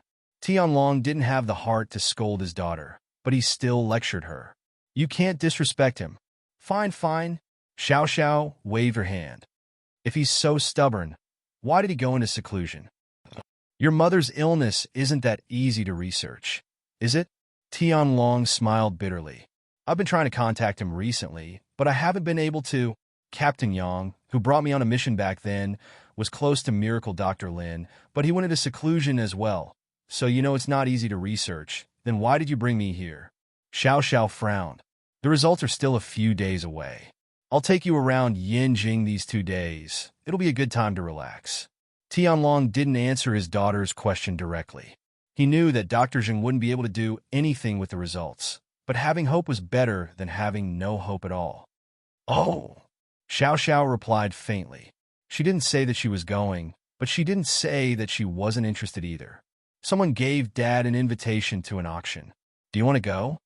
Tianlong suddenly remembered that House Yu's auction was in a few days, and he received an invitation as well. The organization that Feng Tianlong belonged to was called the Secret Investigation Bureau. It was a very special secret agent organization that had a close relationship with the host of the auction, House Yu. House Yu would always send a lot of tickets to the Secret Investigation Bureau, but most of them didn't have the time to attend the auction. The invitation was just a courtesy. Auction? Let's go then. Xiao Xiao had never been to an auction before, but now that her father mentioned it, she wanted to go. It'd be such a waste if she didn't get to go to an auction before she died. But if there's anything you like, I don't have the money to buy it. Tianlong smiled regretfully. Dad's salary is high, but I can't afford to auction items that are worth millions. Huh. Xiao Xiao finally smiled. She wanted this feeling of novelty, the feeling of her father bringing her to play. It didn't matter if she bought it or not. Xiao Xiao had heard her father say that he was going to walk around with her a lot of times, and it was always because he had a mission, so he'd skipped a few times. But this time, her father said that he was going to an auction, and he'd even brought out an invitation. No skipping. Tianlong was happy to see the smile on Xiao Xiao's face. I won't. There's 3 rounds. I can at least watch one with you.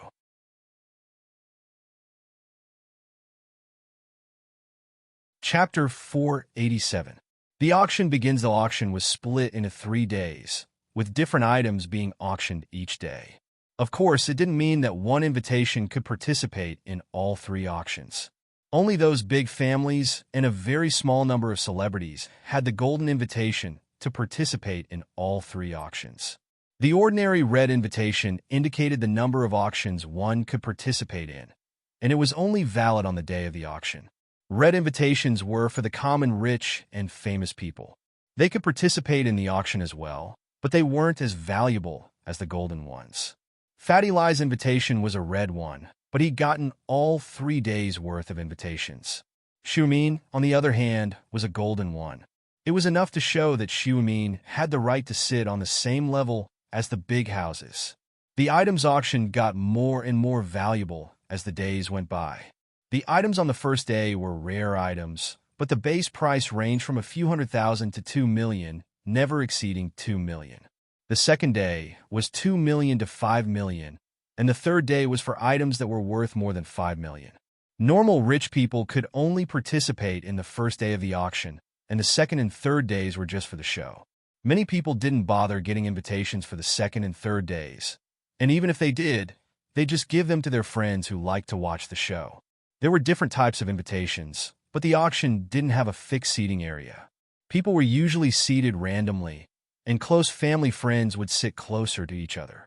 There were a lot of seats in the auction house, and not even a third of the seats could be filled. There was no need to worry about not being able to find a seat. Lin E, Xiumin, and Fatty Lai found a place with fewer people and sat down. It didn't take long for more and more people to arrive at the auction house. All the houses had sent their representatives, but normally, the heads of the houses wouldn't show up. The lights dimmed, and a few spotlights lit up the auction stage. A man in his 30s walked out from behind the curtain, and the auction house quieted down. "Welcome, guests, to the annual auction hosted by House U." The man bowed politely, and the crowd burst into thunderous applause. "House U?" Lenny paused for a moment, and a trace of excitement flashed across his calm face before returning to normal. "Boss, this House U is the biggest and most mysterious noble house. They rose up in the last 10 years, but they've become the leader of all the noble houses." Fatty Lai whispered to Lenny, "It's best not to piss off House U, but with your status, haha, even House U would try to curry favor with you, right?" "Huh? Is that so?" Lenny smiled faintly. "Who's that?" "His name is Yu Haitian. He's not a core member of House U. He's just a side relative. But he's already someone that outsiders want to curry favor with. He's able to manage the auction on his own," Fatty Lai said. Lenny took a deep breath and nodded silently, smiling. "I don't think we'll have any more interactions." "Yeah, House U is very mysterious. I don't know what they do, but they're involved in a lot of businesses. It's just that the people they send aren't the core members of House U." Fatty Lai shook his head with a smile. "Let's continue watching the auction. Our pill of life extension and toxin cleansing is being auctioned today. These people are blind. They can't recognize the good stuff." Fatty Lai wasn't happy when he thought about the starting price of the pill of life extension and toxin cleansing. Why was such a good thing only worth $1 million? Wasn't this a scam? "Huh, it's nothing." Lenny shook his head. "It's already beyond my expectations that it's priced at $1 million. No one knows about it, after all. We'll have to try it to know its effects." "That's true." Fatty Lai didn't feel conflicted anymore after hearing Lin Yi's words. "Right, boss, if there's anything you like, just tell me. I'll get it for you." "Okay." Lenny didn't hold back. There was always a chance that he'd find something he liked in this auction. There was at least one item that Lin Yi was determined to get. Lenny had already seen the catalog for today's auction. The third item was a torn sheepskin scroll, a tattered map. Of course, to a normal person, this was probably just an old map. Even if it was an antique, it wouldn't be worth much. It was just a novelty. Most importantly, this was only a small part of the map.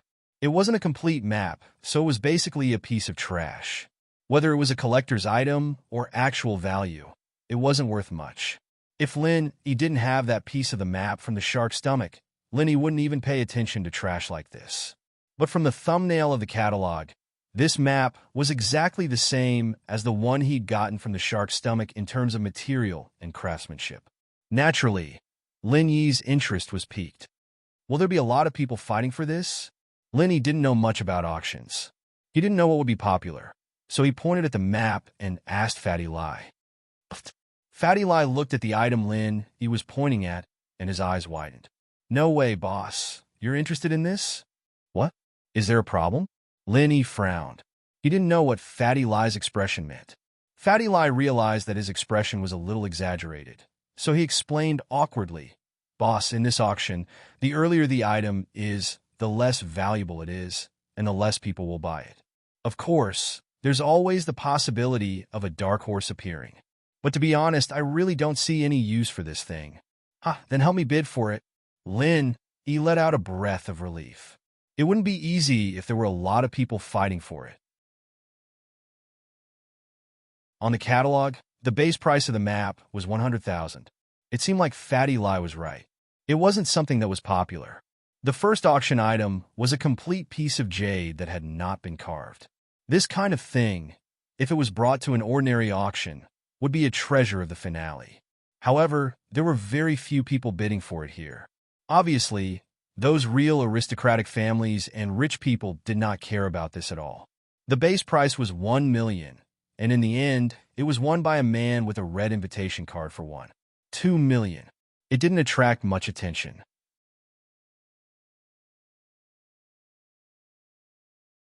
Chapter 488. The second map fragment appears. This kind of thing would have caused quite a stir in a normal auction, but the noble house heirs obviously weren't interested in it here.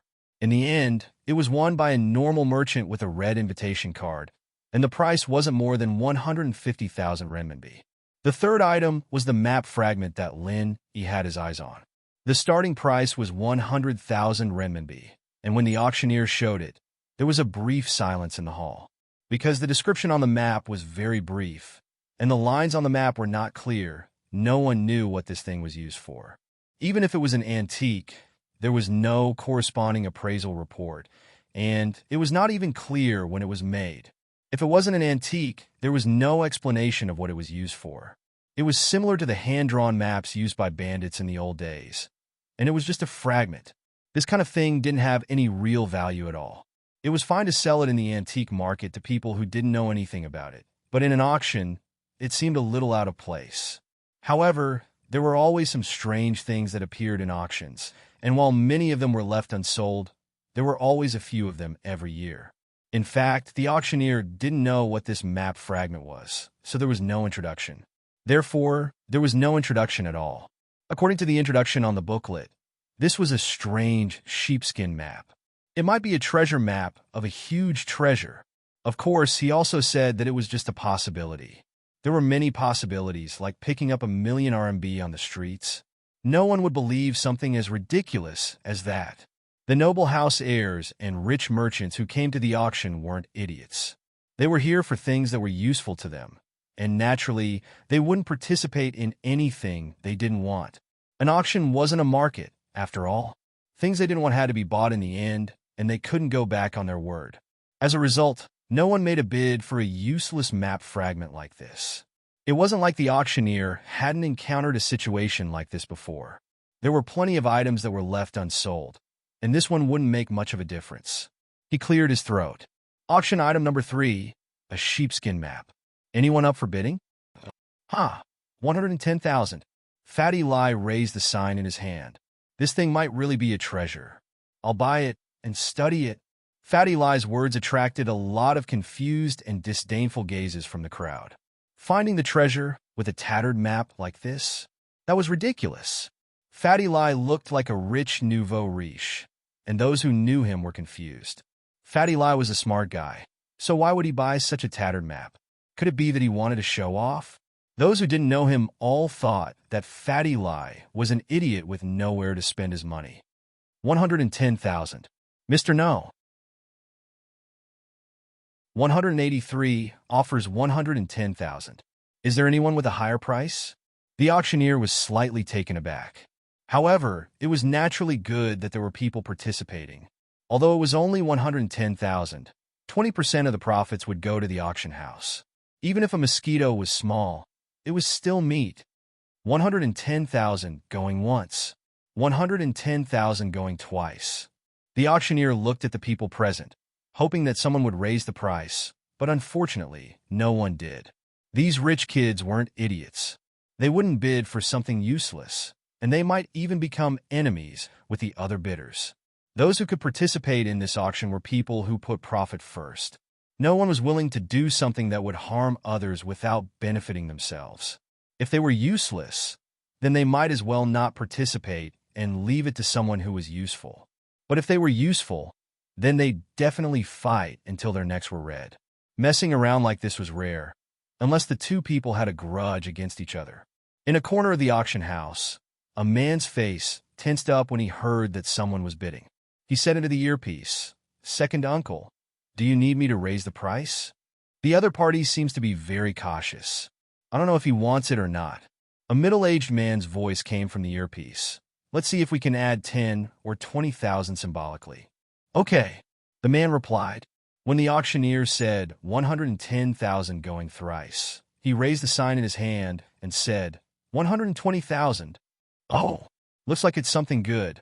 I'll have to raise the price then." Fatty Lai looked at the man with a surprised expression. He didn't wait for the auctioneer to speak and stood up. 125,000. Huh? Everyone at the scene froze. They were wondering if the scroll was something good when they saw someone bidding for it, but after hearing Fatty Lai's words, they understood. Fatty Lie's way of bidding was enough to tell that he wasn't determined to get it. Otherwise, why would he bid like this? It was like he was being shameless. Although the minimum price for an item with a starting price of 100,000 was 5,000, it was rare for people to do that. They usually increased the price by 10,000 or 10,000. Fatty Lie's increase could only mean that he didn't care about this item. If someone tried to compete with him, he'd just raise the price symbolically. If the other party raised the price too high, he'd just give up. So the crowd wasn't interested in participating. Participating now was equivalent to starting a feud. It was all up to these two. Second uncle, what does he mean by this? The man asked hesitantly. I don't know. Add another 5,000 and we'll see. If he raises the price again, just give up, the middle-aged man said. 130,000. The man raised the sign in his hand. 135,000. Fatty Lie shook his butt and raised the sign. Give up, the middle-aged man said. Get someone to investigate his background. Okay, the man said and didn't raise the sign again. 135,000 going once. 135,000 going twice, sold. The auctioneer slammed the hammer down. The people who wanted to watch the show were disappointed. The person bidding against Fatty Lie was obviously just playing around. He didn't have any intention of getting it, and Fatty Lie probably had the same intention. As a result, no one thought that the map fragment would be anything good. Fatty Lie didn't look happy at all after the deal was done, and they were even more certain that he was only bidding for it for fun. He wasn't going to get it for real. Congratulations to Mr. Number 183 for winning this sheepskin scroll at the price of 135,000. Later, a staff member will contact you to discuss the delivery. After the auctioneer finished speaking, he began to introduce the next auction item.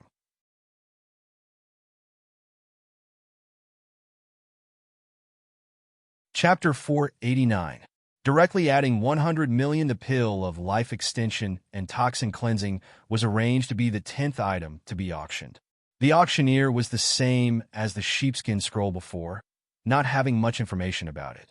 He didn't know what this item was, and nothing like it had ever appeared in an auction before. The auctioneer had no choice but to follow the instructions on the booklet. But he added a line during the introduction, something that Fatty Lie had specifically requested. As long as the seller's request wasn't too troublesome, the auctioneer would usually fulfill it. The next item is 3 pill of life extension and toxin cleansing provided by Miracle Dr. Guan's medical company. The starting price for each is 1 million, and the 3 will be auctioned off in 3 separate rounds. The auctioneer paused at this point because the auction house was in an uproar. Very few of them had heard of the pill of life extension and toxin cleansing, and this was the first time they'd heard of Miracle Dr. Guan's medical company. Just what kind of company was this? Just what kind of pill was the pill of life extension and toxin cleansing? Everyone present was familiar with health supplements and cherished their lives. So, if there was really such a good thing as prolonging one's life, it was impossible for them not to know about it. However, they really didn't know about this thing that appeared in the auction. Besides, wasn't 1 million a little too high? And it was only for 1? Would anyone buy it?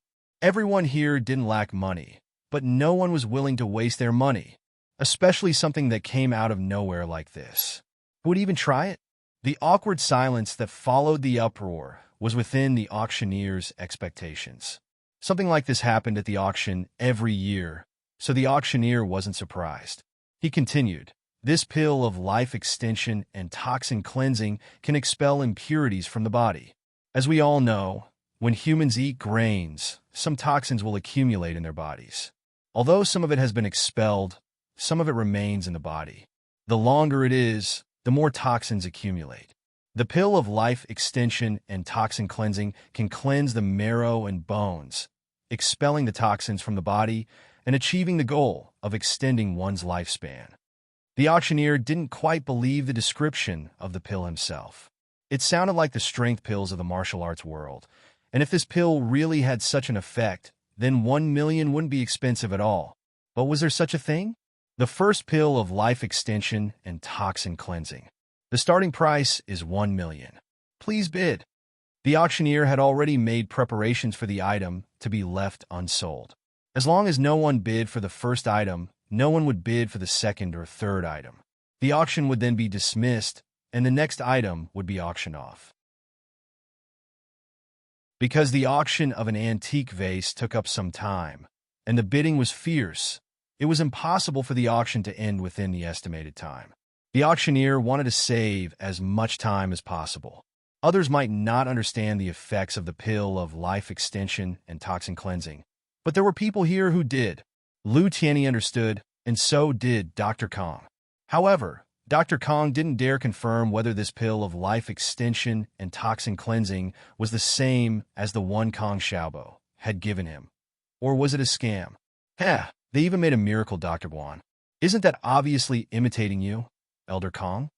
Xiao Ji, who was sitting not too far from Dr. Kong, said mockingly. I think this is a scam. He and Xiao Ben had just received the invitation today, but their father's invitation had always been golden this year. This year's invitation was red, and although they'd received 3 days' worth of invitations, it was clear that the Xiao family wasn't as important as it used to be. There was nothing they could do about it. Xiao Ji and Xiao Ben were furious, but getting an invitation was already good enough. What more could they ask for?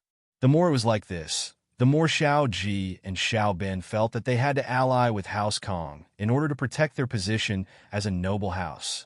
Dr. Kong frowned, as if he'd thought of something, but he wasn't sure. Miracle Dr. Guan. This miracle Dr. Guan. Could it be Guan Xuemin? He recalled that the person beside Kong Xiaobo seemed to have a good relationship with Guan Xuemin.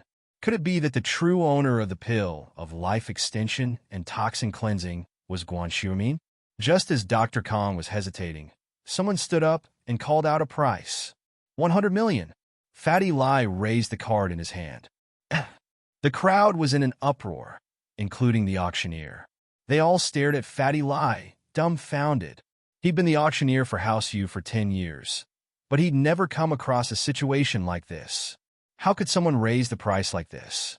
An item with a starting price of 1 million was raised to 100 million in the first auction? How is that possible? Mr. 183, please repeat your bid. I didn't hear you clearly. It was embarrassing for the auctioneer to not hear the bidder clearly, but he didn't care anymore. The situation was too absurd, and he couldn't believe that Fatty Lai would bid 100 million. He must have heard wrong. The auctioneer was confused, but Yu Haitian, who'd been sitting below the stage, frowned slightly. House Yu was the host, but they were also part of the auction. Yu Haitian was sitting with a middle-aged man. If one looked closely, they'd see that the middle-aged man was wearing an earpiece. The auctioneer didn't know, but Yu Haitian knew very well that the pill of life extension and toxin cleansing was provided by Fatty Lai. Was he buying the pill himself, or was he trying to raise the price? In the auction, there were indeed some people who wanted to raise the price of their items and participate in false bidding. The host of the auction knew this very well. And so, in order to prevent this from happening, the host of the auction would take a commission, and House Yu's commission was as high as 20%. This way, even if someone wanted to raise the price, they'd have to take a huge risk. If they succeeded, then everyone would be happy. The host of the auction would take a lot of commission, and the seller would get the price they wanted. But if they failed, the seller would have to spend money to buy their item. In other words, the host of the auction would take a 20% commission. Of course, they could choose not to buy the item after the deal, but they'd have to pay the host of the auction a 20% commission. So no matter what, this 20% commission was a loss, and normal people wouldn't raise the price so easily.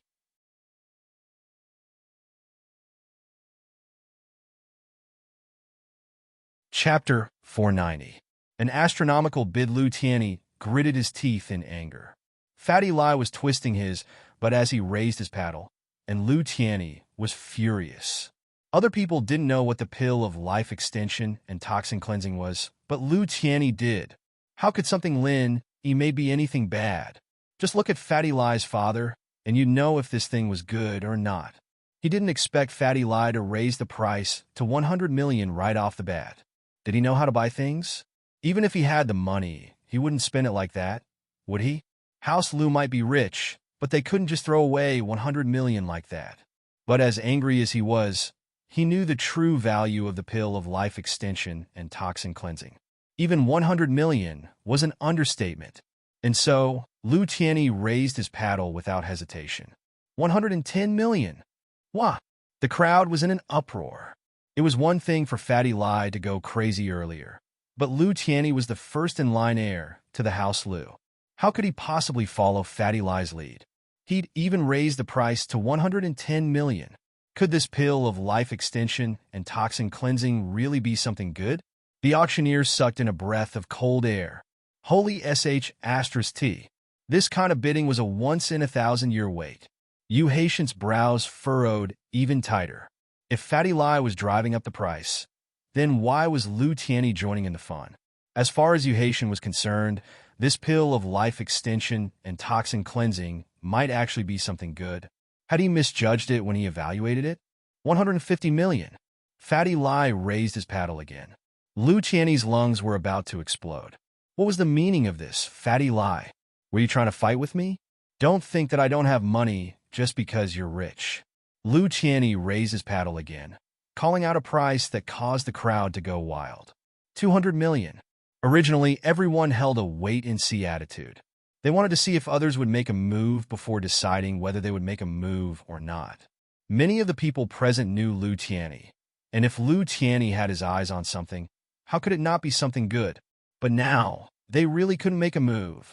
Firstly, the price had been raised to 200 million, which was really too high. Secondly, they really didn't want to become enemies with Lu Tianyi. From Lu Tianyi's way of bidding, it could be seen that he was determined to get this pill of life extension and toxin cleansing. Otherwise, he wouldn't have increased the price like this. Therefore, even if there were some people who were tempted, it would not be good to bid now. Fortunately, there were a total of 3, and there were still 2 left. They all began to rub their fists, because the way Lu Tianyi was chasing after the pill of life extension and toxin cleansing reminded them of something. It wasn't a secret that Lu Tianyi's father had gone to see Guan Xuemin a while ago. So many people present knew about it. Connecting the dots to the miracle doctor Guan Medical Company that the auctioneer mentioned, they immediately thought of Guan Xuemin. Could it be that Lu Tianyi's father's condition had improved because of the pill of life extension and toxin cleansing? Those who knew Fatty Lai at the same time had an even greater realization. Fatty Lai's father had contracted uremia and was about to meet the king of hell when he suddenly got discharged from the hospital. Not only was his face glowing, but he was also eating well. He was even healthier than an old man his age. Even if his uremia wasn't completely cured, he was almost fully recovered. This miraculous situation made everyone present understand. Fatty Lai and Lu Tianyi weren't idiots. They both knew how good this pill of life extension and toxin cleansing was. Why else would they dare to increase the price so much? 250 million. Fatty Lai's eyes were red. This was a rare treasure, and even Lin, he said it was rare. It had to be very precious. Fatty Lai was too embarrassed to ask Lin for it, so he could only bid for it himself. 280 million. Lu Tianyi gritted his teeth and called out the highest price he could. The crowd was in an uproar again. If Lu Tianyi didn't know about the effects of the pill of life extension and toxin cleansing, he wouldn't have called out this price. There was only one answer. The auctioneer's introduction was true. This pill really had the effects of prolonging life and detoxifying. Fatty Lai was about to call out another price when Lin pulled him back, shaking his head. Stop, it's a little expensive. All right. Fatty Lai didn't want to give up, but he didn't dare disobey Lin. Lin was his boss. Losing the pill of life extension and toxin cleansing was painful, but offending Lin would be worse than death. Your dad drank the medicine I made for you. He doesn't need this anymore, Lin said faintly to Fatty Lai. You don't have to fight for it. Thank you so much, boss. Fatty Lai was overjoyed. He'd wanted to prepare an emergency pill for his father, but Lin said he could cure it. Fatty Lai, on the other hand, wanted one for himself. After all, this was an immortal pill. Thus, he said, Boss, I also want one for myself. Oh, I'll give you one when we get back, Lin said nonchalantly. Fatty Lai burst into tears at Lin Yi's words. People who didn't know better would think that he was crying because he didn't have the money to bid for the pill of life extension and toxin cleansing. 280 million going once. 280 million going twice. 280 million going thrice. Sold. The auctioneer was extremely excited. This price could be said to be the most expensive item in the entire auction. Even the items on the third day of the auction might not be sold at such a price. This pill of life extension and toxin cleansing had the right to be auctioned in the third round. But since it was already in the first round, there was no changing it. They could only continue. Lu Tianyi was overjoyed when he saw Fatty Lai stop bidding and start sobbing. This Fatty Lai must be out of money.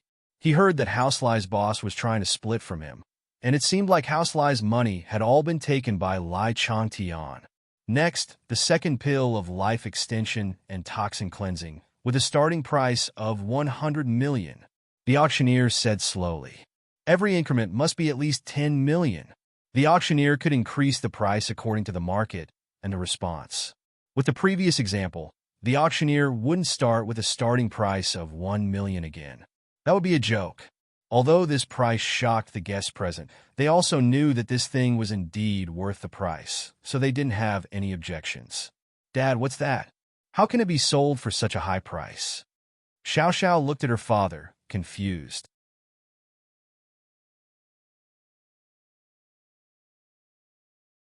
Chapter 491. House Yu makes a move. Tianlong, on the other hand, had a frown on his face. His heart was in turmoil, unable to calm down. Was there such a miraculous pill in this world? Would it work on his daughter's illness? If it really was as the auctioneer said, that it could cleanse a person's bones and marrow, could it be used on his daughter as well? Xiao Xiao's illness was caused by a defect in her blood. Miracle Dr. Lin had said it before, and with the development of science and technology, some genetic experts had said it as well. They'd all tried other methods to make up for Xiao Xiao's blood defect, but there hadn't been any progress. If this pill of life extension and toxin cleansing was effective, Tianlong would have gotten one for Xiao Xiao no matter what, but the price was too high for him to even think about it. He belonged to the most secretive department, and his annual salary was frighteningly high in the eyes of normal people, but he'd probably have to live his entire life without eating or drinking to buy a pill of life extension and toxin cleansing. Dad, what's wrong? Xiao Xiao asked curiously, seeing the conflicted look on her father's face. Xiao Xiao, I'm thinking, does this pill of life extension and toxin cleansing work on you? Tianlong said after some hesitation. But I can't afford it. Xiao Xiao started laughing. This thing sounds like a strength pill. How could it be real? Dad, don't believe it. It's a scam. But the two people in the auction aren't idiots, Tianlong said, shaking his head. Feng Tianlong shook his head. One of them is Lai Changyi, the youngest son of the chairman of the biggest electronics industry in the north. He's rich, but he's not a prodigal. He's good at business. But why does he look like a crybaby? He can't get the pill. So, he's just standing there crying? Xiao Xiao clicked her tongue. This fatty wasn't simple. But why was he crying? That's just how he is, but he doesn't cry all the time. He only cries for certain things. Tianlong said, the other person's even more powerful. He's the first heir to Yinjing's house Lu Tianyi. He can't be an idiot. What's wrong with that? Rich people will buy weird stuff if they see it. Xiao Xiao didn't believe that the pill was that powerful. Let's wait and see. Tianlong had already made up his mind to pay a visit to Lu Tianyi. If this pill of life extension and toxin cleansing was really effective, he had to get one for his daughter no matter what. The bidding for the second pill of life extension and toxin cleansing had already begun. Because the base price had been raised to 100 million, most of the people who wanted to participate in the bidding decided to wait and see. 150 million. Fatty Lai jumped up again, raising the card in his hand. The crowd wasn't surprised at all. Fatty Lai had already bid 250 million, so it was reasonable for him to bid 150 million now. It seemed like he was determined to get it. A lot of people saw Fatty Lai and Lu Tianyi fighting over the pill, and they were certain that the pill was something good and effective. But they didn't have the guts to throw out a few 100 million yuan for it. What if the effect was not obvious? What if it could only extend one's lifespan for a short period of time? That wouldn't be worth it. With 200 million yuan, they could do a lot more things. There was no need to buy this pill of life extension and toxin cleansing. 200 million. Tianyi didn't expect Tianyi to raise his paddle again and bid. Fatty Lai was starting to panic. Lu Tianyi, are you trying to go against me on purpose? What's the meaning of this? Isn't one enough for you? You want to fight with me? Aren't you a little too much? It's a fair competition, and the highest bidder wins. It's only right and proper. Lu Tianyi glanced at Fatty Lai. He knew that he was going a little overboard, but he couldn't back down now. If he could get it for 200 million, then so be it. If it was more than that, Lu Tianyi would give up. After all, money didn't grow on trees. Lu Tianyi was already very satisfied with just one pill of life extension and toxin cleansing. 250 million. Fatty Lai raised his card again, but this time he smiled at Lin Yi, who was sitting on the chair. Lin Yi immediately understood that Fatty Lai had jumped out to mess things up. His goal was to get the pill of life extension and toxin cleansing at a higher price. He didn't stop him and let him bid. Raise the sign and buy it. The middle-aged man beside Yu Haitian suddenly spoke and ordered Yu Haitian. Yu Haitian was slightly taken aback. He then nodded and said, "Yes, second uncle, 280 million. Haitian raised the bidding card in his hand. House Yu was the organizer of the auction, but they had the right to participate in the bidding as well. It was just that there were too few items that caught House Yu's eye. Everyone present was surprised at Haitian's sudden participation. House Yu had never raised a card in the past few years, because everyone knew that once House Yu raised their card, no one would dare compete with them. It wasn't just because they were afraid of House Yu's wealth, but also because they didn't want to be enemies with House Yu. Whatever House Yu wanted, they would get it no matter how much money they had. So as long as House Yu raised their card, everyone else would give up. House Yu understood this as well, and so they wouldn't raise their card easily. Doing so would ruin the reputation of their auction. They would only make an exception if there was something they absolutely had to get. Just like now, House Yu was actually bidding for a pill of life extension and toxin cleansing. This meant that House Yu was determined to get the pill this time. And the pill was confirmed as well. However, House Yu wouldn't do something that would be criticized by others. Haitian's bid was the same price as the previous pill of life extension and toxin cleansing, so it wasn't considered bullying the weak. It was a very fair deal for the seller. After House Yu's bid, no one else bid, and so Haitian successfully won the second pill of life extension and toxin cleansing. The third pill of life extension and toxin cleansing appeared, and it was also the last one. Many people were rubbing their palms together, but they really couldn't bear to spend 200 million on a pill.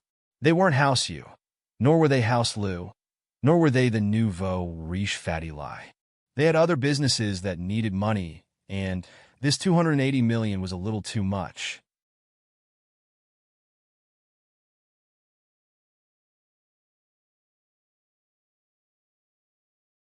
Chapter 492.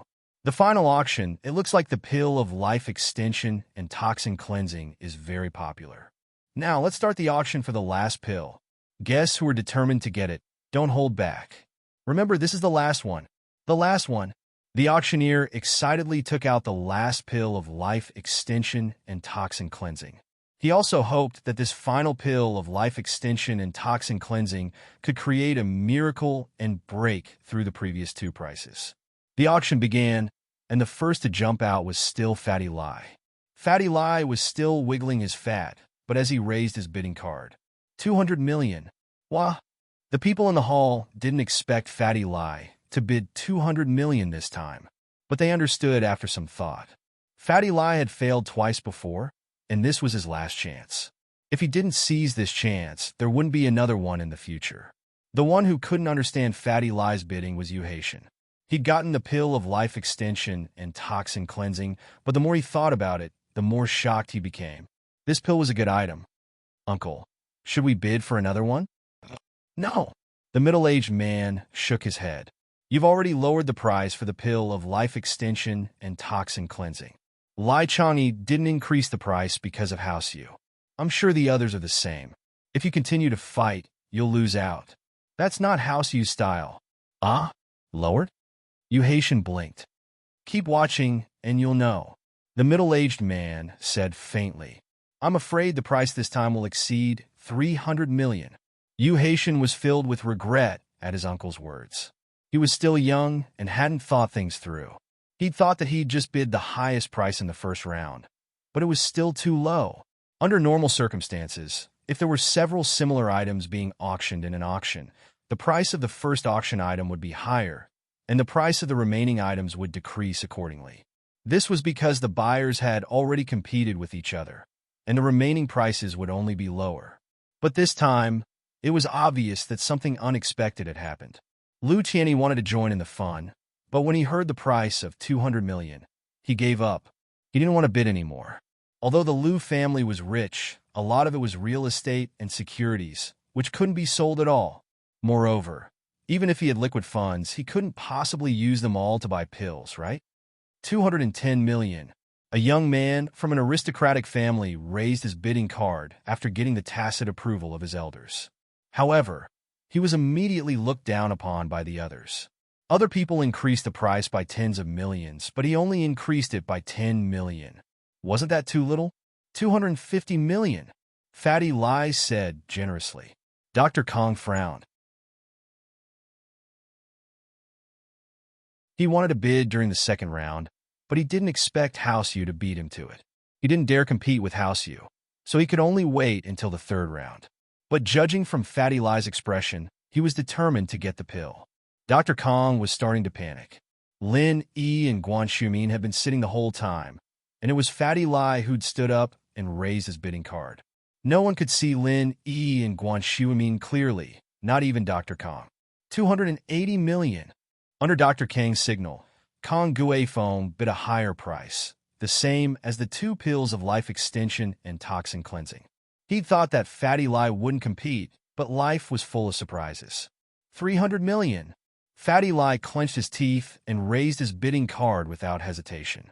The crowd froze for a moment, but they all understood why Fatty Lai would bid 300 million.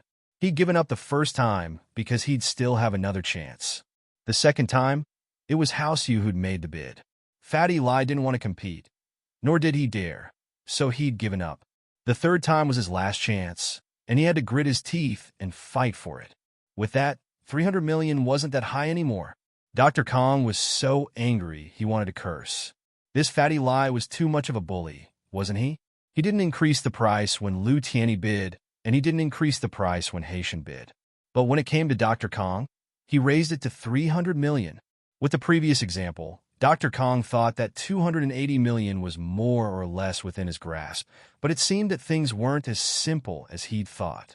Dad, what do we do? Kong Guifeng frowned. This is the last pill of life extension and toxin cleansing, and that damn fatty seems determined to get it. Xiao Ji and Xiao Ben, on the other hand, were confused. Elder Kong, is this pill of life extension and toxin cleansing really something good?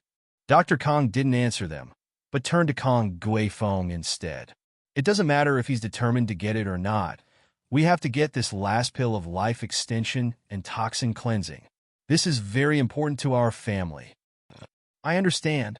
Kong Guifeng obviously knew what his father meant. Once the ingredients of this pill were analyzed, then the day of House Kang's meteoric rise was just around the corner. This might be an ancient medicine that has been lost for a long time, Dr. Kong said to Kong Guifeng before explaining to the Xiao family brothers. After I buy one, I plan to study it. Oh, I see. No wonder it's so expensive. It's a lost ancient medicine.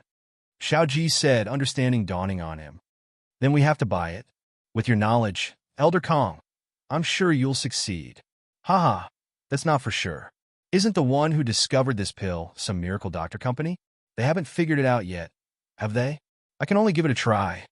Xiao Ji's words were very pleasing to the ears, and it made Dr. Kong very happy.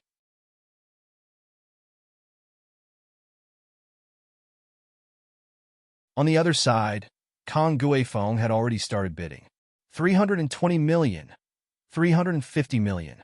Fatty Lai didn't wait for the auctioneer to speak, calling out an even higher price. Kong Guifeng froze, a layer of cold sweat forming on his forehead. This Fatty Lai sure was rich, daring enough to raise the price. Continue. Dr. Kong didn't want to spend so much money, but he was rich after all. Dr. Kang's medical group had close to 500 million in liquid assets, and he could still use it. 380 million. Kong Guifeng continued raising his paddle.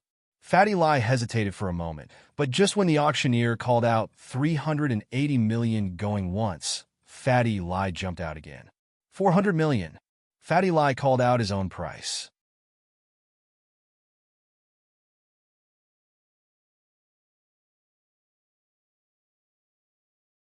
Chapter 493.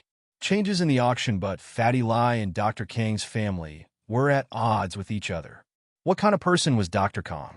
He was a tycoon in the medical world, and even he was willing to pay such a high price for a pill. How could it be a normal pill? The crowd was starting to regret not joining the bidding when the first pill was brought out, allowing Lu Tianyi to take advantage of the situation. The price was now at 400 million, and it might not even be the final price. As expected, Kong Guifeng raised his paddle again under Dr. Kang's signal. 410 million.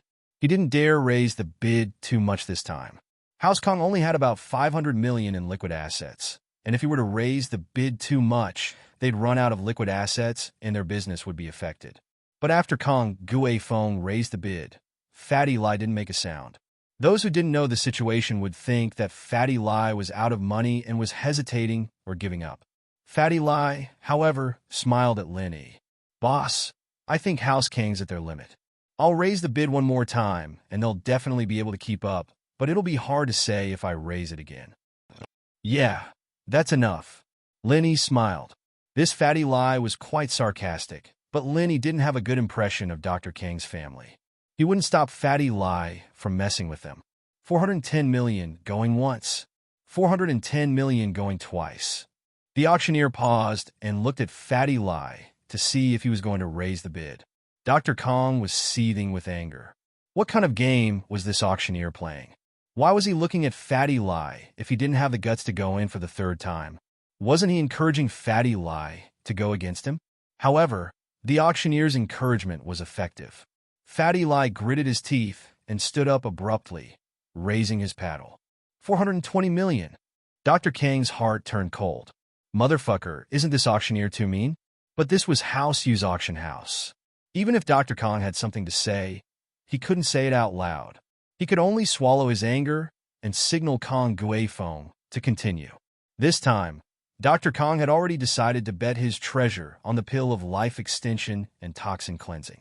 Judging from the current situation, there were probably only 3 of these pills left. If he missed this one, there wouldn't be any left.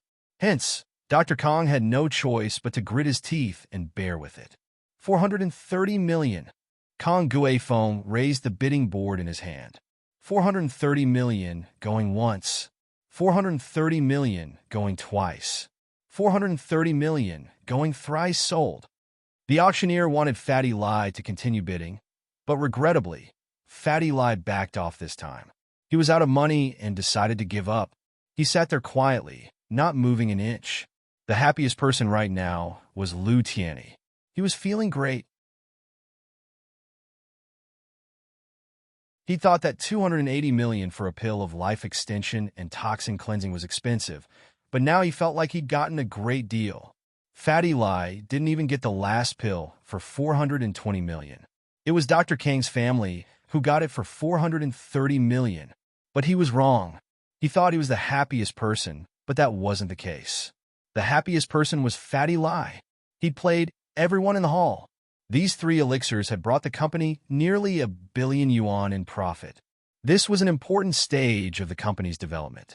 With $1 billion yuan, they could do a lot of things. Fatty Lai didn't want to bid for one earlier, but since Lin Yi had already agreed to give him one, he didn't want to mess things up anymore. Boss, I didn't think we'd have so much money all of a sudden. Fatty Lai chuckled. Lin Yi didn't think that 3 normal bone and marrow cleansing pills could sell for so much money. Old Lin had packed them in jars for him to eat when he was young. Ha! You won't be left out. Lin Yi was very impressed with Fatty Lai's business acumen. If Fatty Lai hadn't messed things up today, the 3 pills of life extension and toxin cleansing wouldn't have sold for such a high price. Thank you, boss. Fatty Lai nodded excitedly. However, just as the auctioneer was about to introduce the next item, someone from the guest seats spoke up. Good things should be shared with everyone. Little Yu Haitian asked the seller if they still have the pill of life extension and toxin cleansing. We haven't even started bidding, and the item is already gone. This isn't fair. The person who spoke was the head of the Iron Fist Wu family, Wu Gongao. His name was very well chosen. Wu Gongao naturally meant that he was highly skilled in martial arts. It was a bit of a boast, but it was well deserved. He was one of the few remaining mystic class masters in the common world. Only he dared to speak to someone from House Yu like this. House Wu Iron Fist was an ancient noble house. Although they looked to be about the same age as Liu Tiany's House Liu, for a century-old noble house like this, which one of them didn't have a trump card. Even the head of House Wu, Wu Gonggao's martial arts were enough to shock the audience. Even House Yu was wary of him.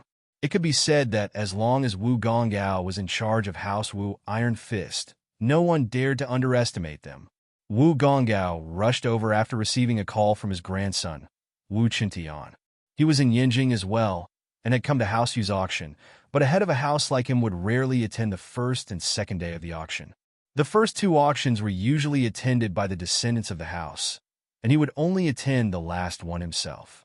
But when he heard that there was a pill of life extension and toxin cleansing that had a price of 280 million, and that House Yu was making a move, he couldn't sit still anymore.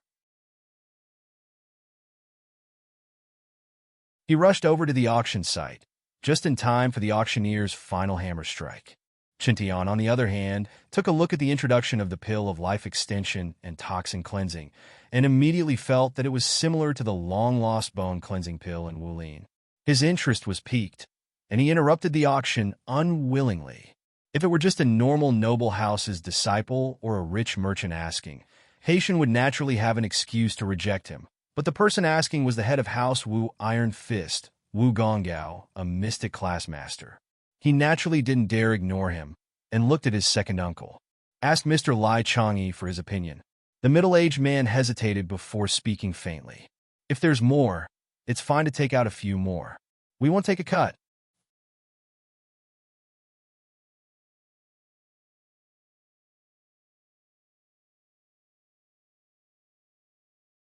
Chapter 494. Miracle Doctor, Guan Medical Company Limited. In an auction, if an item was sold very well and wasn't unique, then the auction house would contact the seller at the last minute and ask if there were any other similar items to be auctioned. So it wasn't strange for Haitian to call Lai Changyi right now. Mr. Lai, the response to the pill of life extension and toxin cleansing is quite good. Do you have another treasure like that in your hands? You heard it yourself. There are some guests who haven't had the chance to buy it yet, Haitian asked casually. He didn't think much of Fatty Lai before, but his attitude was much better now. I'm sorry, Mr. Yu, but I only have 3 now. I won't be able to bring out a 4th in this auction, no matter what. Fatty Lai said apologetically. Is that so? That's a shame. Haitian sighed. Looks like I'll have to go on stage and explain. Why don't I go and explain? I can also explain why this pill of life extension and toxin cleansing is so rare, Fatty Lai said. Sure, I'll have to trouble you then, Mr. Lai. If Lai Changyi were to personally explain the situation, it would save Haitian a lot of trouble. Otherwise, if someone came looking for him for the pill of life extension and toxin cleansing, even though he was the person in charge of the auction, he wouldn't be able to produce the extra pill of life extension and toxin cleansing. Now that Fatty Lai was shouldering all the responsibility, it couldn't be any better. After hanging up, Fatty Lai twisted his fat body and walked up to the auction stage under everyone's surprised gazes. Greetings, guests.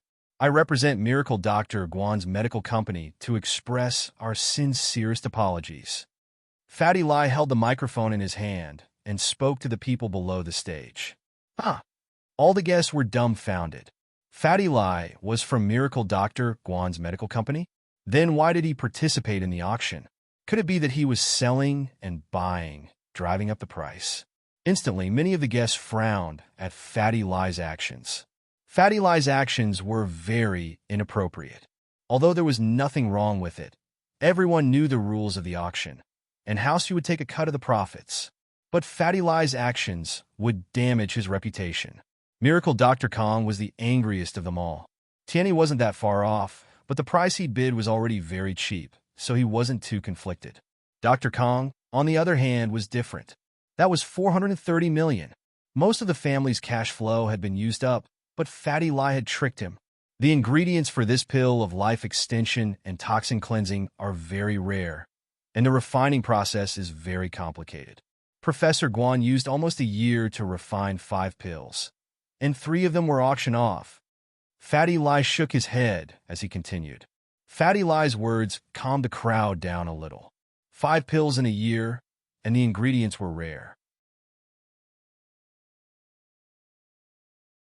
This pill was a priceless treasure. If it was said that Dr. Kong had refined it, the people present might have doubted it. But if it was said that Guan Xueming had refined it, everyone believed it. In the eyes of these aristocratic families, Guan Xueming was already a divine doctor. But weren't there still 2 left? Where did they go? As for the remaining 2, one of them was given to Miracle Dr. Kong by another partner of Miracle Dr. Guan's medical company during his birthday banquet. The other one was taken by my father. Fatty Lie blurted out the whereabouts of the other 2 pills of life extension and toxin cleansing. Naturally, he wouldn't tell anyone that the pill his father took was actually Dr. Kang's. The people who knew Fatty Lie finally understood why his father had recovered so quickly. He was in a coma from uremia, on the verge of death. But now his body was as good as new. These people beat their chests and stomped their feet, regretting that they didn't act earlier. Now, there were only 5 left, and now they were all gone. Of course, the most embarrassed person was Dr. Kong. His face was burning. He just told Xiao Ji that the pill of life extension and toxin cleansing was a lost product of ancient times. But now, it was Guan Xueming's doing. Not only that, but he'd even given you a pill of life extension and toxin cleansing at your birthday banquet. How could you say that it was a unique item? However, Xiao Ji didn't voice his disdain because he was on the same side as House Kong. If Dr. Kong was embarrassed, they wouldn't have it easy either. But Fatty Lie's next words made Dr. Kong feel a little better. So, these 3 are the only 3 left. I may be the CEO of Miracle Dr. Guan's medical company, but I don't have the right to own a pill of life extension and toxin cleansing. So when I found out about the effects of this pill, I couldn't help but participate in the bidding, but I didn't get it in the end. It's a pity. I see. The guests heard Fatty Lie's words and understood his actions. Fatty Lie really wanted to buy it, and he wasn't trying to mess things up. If they didn't want it, then he would.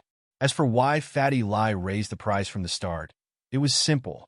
He knew the true value of the pill, and so people dared to bid. But I'll discuss with Professor Guan when I get back. We'll see if we can bring out some other good items to auction in the 3rd auction. Fatty Lie finished speaking and bowed to everyone. Thank you all for your love for our Miracle Dr. Guan's medical company. Our products will be sold after the auction. After that, Fatty Lie walked down the stage. The audience was very interested in the items that Fatty Lie mentioned in the 3rd auction.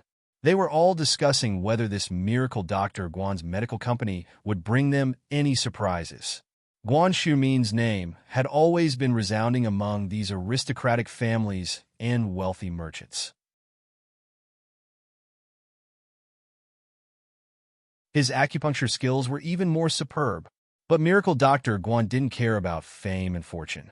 Even if there were people who wanted to get close to him, they didn't have much of a relationship with him. But who would have thought that Guan Xueming would set up a company with someone else and set up the Miracle Dr. Guan's medical company? Was he going against Dr. Kang's medical company? Or did Guan Xueming suddenly want to earn money?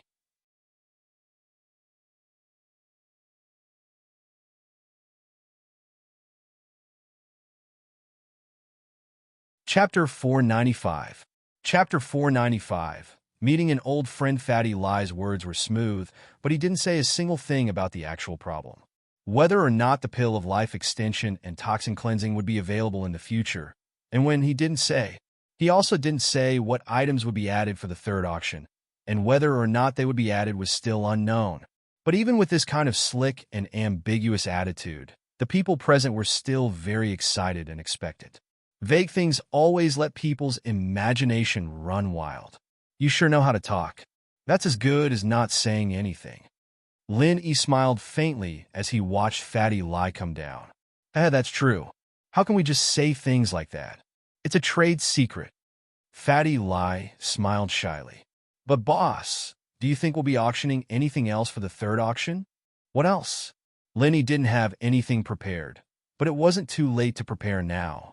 I heard that Dr. Kang's auctioning some special edition golden creation medicine tomorrow. I heard that it heals wounds faster than normal medicine, Fatty Lai said. Why don't we auction some special edition golden creation medicine as well? I've already offended him to death, and once our medicine hits the market, we'll be competitors. We don't have to worry about making enemies with them. HM? Lin Yi's interest was piqued when he heard that Dr. Kong had special edition golden creation medicine in the auction as well. Let me think. Let's see what I can come up with. Let's see if it can surpass his. That's great. As expected of the boss. Fatty Lai nodded repeatedly. That's true. It'd be meaningless if it were the same as them. It'd look like we're trying to copy him. The following auction items were all ordinary items. Of course, this was only relative, because even if these items were to be brought to an ordinary auction, they would be considered top-notch items. It was just that everyone here had seen the world, so they weren't too surprised by these things. None of the bids were higher than the pill of life extension and toxin cleansing. In fact, they weren't even a tenth of the price. Lin Yi wasn't interested anymore, so Fatty Lai left his seat and went to the backstage of the auction to handle the handover procedures. The profits from the 3 pills, minus the money spent on the sheepskin map, were all deposited into Fatty Lai's account. After the paperwork was done, Fatty Lai returned with the map and handed it to Lin Yi. Lin Yi opened it and glanced at it, then put it away.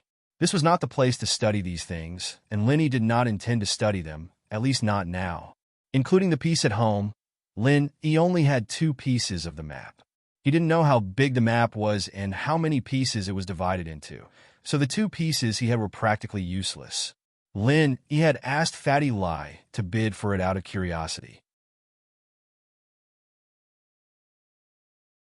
He didn't expect the map to bring him any benefits.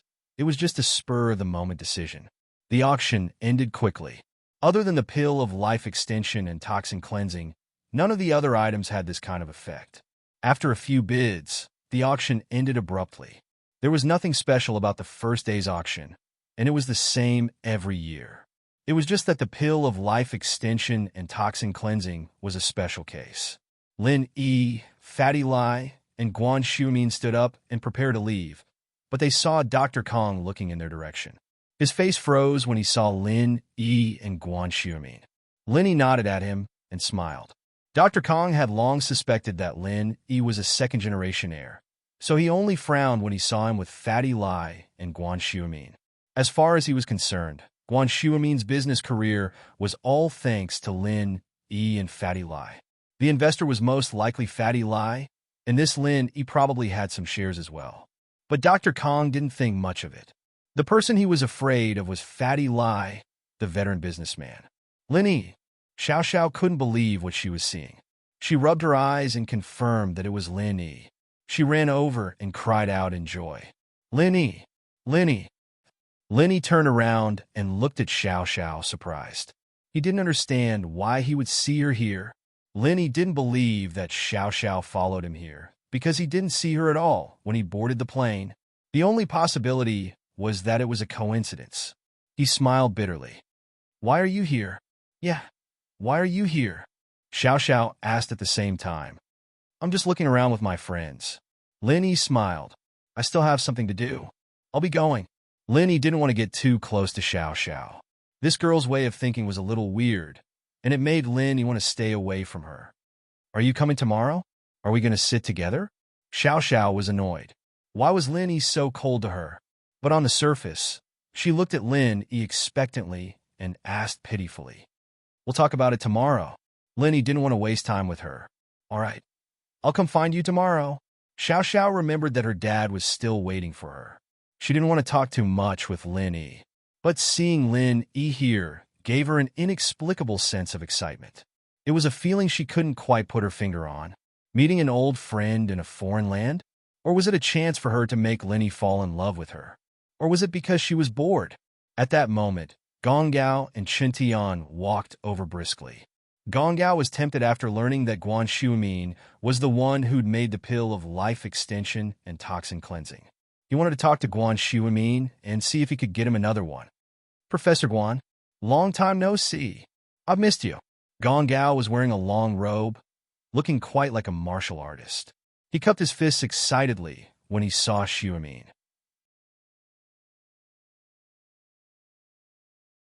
Hi, Elder Wu. How are you? Shuimin nodded with a smile. He'd given Gong Gao acupuncture before, so he wasn't a stranger, but he didn't act overly friendly or familiar. Shuimin's attitude towards noble houses had always been neutral, and he didn't get too close to any of them, even the famous House Yu and the Iron Fist Wu. Thanks to Professor Guan, I'm still healthy, but I'll have to trouble Miracle Dr. Guan to give me acupuncture when you're free, Gong Gao said very politely.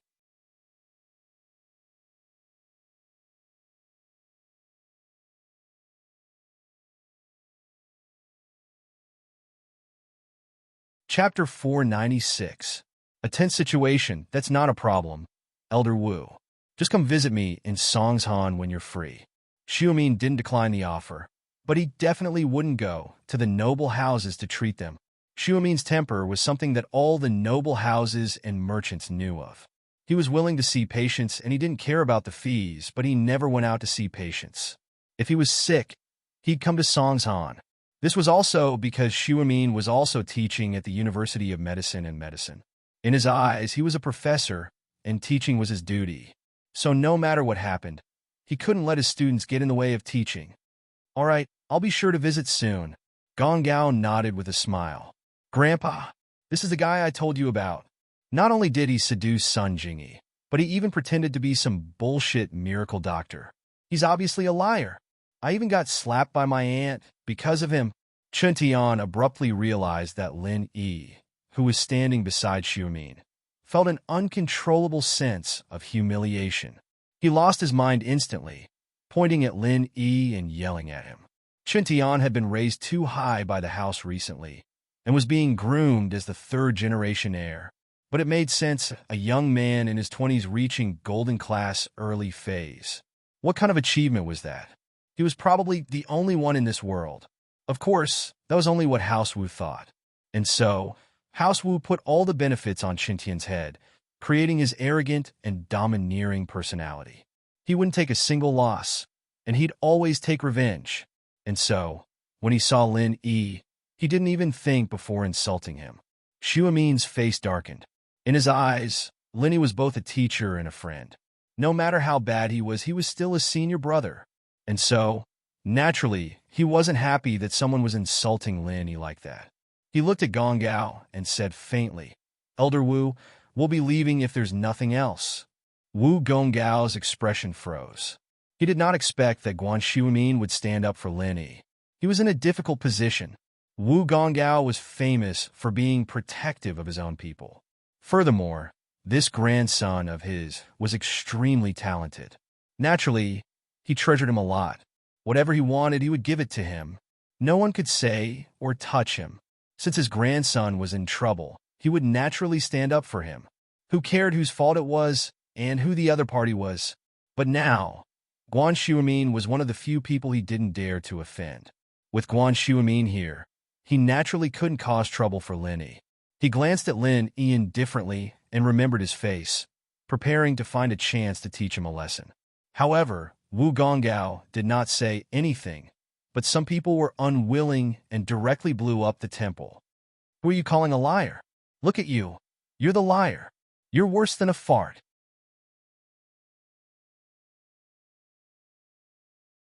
Xiao Xiao didn't like it when this person insulted Lin Yi for no reason at all. Who was she? She was playing the role of Lin Yi's pursuer, and this person insulted Lin Yi. Wasn't that the same as insulting her for her lack of taste, for falling for a liar? And so, naturally, Xiao Xiao was unwilling. She glared at Qintian, and if there weren't so many people around, she would have kicked him. Who was Xiao Xiao? Beating people up was nothing out of the ordinary. Qintian was furious to hear that someone was insulting him for Lin Yi. He was about to say something, but when he saw that it was a pretty girl, he couldn't say anything. Don't get involved. This has nothing to do with you. The young has no manners, and the old has no manners? Xiao Xiao curled her lips. Hey, old man, your grandson has no manners at all. Aren't you going to teach him a lesson?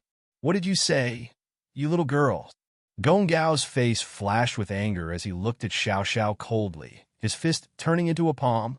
As the head of the Iron Fist Wu house, he had to teach a junior a lesson for talking to him like that. Where would his face go? Where would House Wu's face go? You old man, what are you doing? Xiao Xiao was startled. She didn't know martial arts, but she could feel the killing intent coming from Gong Gao. Mystic early phase. Lin Yi's heart skipped a beat. Wu Gongao and Chen Tian were both physical practitioners, so he couldn't feel the energy in their bodies. He could only sense their strength level when they used their physical practitioner's arts. He didn't expect this old man to be this strong. Lin Yi moved his body subconsciously, smiling bitterly. No matter what, Xiao Xiao was standing up for him just now. No matter what her intentions were, Lin Yi couldn't just leave her be. Otherwise, it'd be too much. So as soon as Gong Gao made his move, Lin Yi planned to block it for Xiao Xiao. Although the opponent was a mystic early phase, Lin Yi was a golden class late phase peak, and he practiced the art of Dragon Slayer.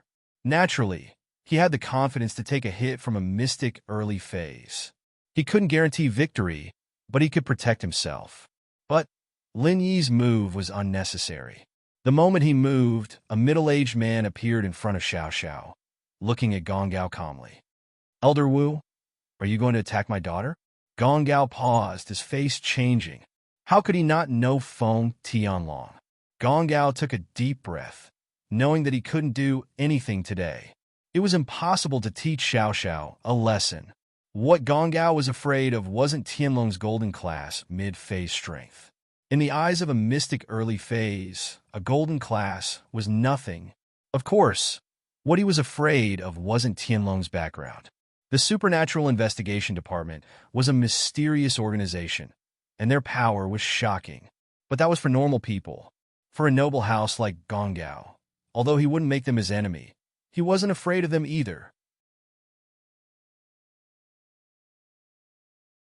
What Gong Gao was afraid of was the person who had retired for more than 10 years, Tianlong's former captain. That person used to be a member of the Supernatural Investigation Department's Special Task Force, and had brought Tianlong on missions before. He had a close relationship with Tianlong. If it wasn't Tianlong, Gong Gao might not give face to someone else, but he had to give face to Tianlong. In that person's eyes, even an Earth class would be nothing to him, let alone a mystic early phase. Although he didn't know how strong that person was, Gong Gao knew that if he pissed him off, House Wu would be finished. It would only take a day. Whoa! Gong Gao let out a long breath and smiled awkwardly. So it's Captain Feng. Why would I attack your daughter? I was just joking.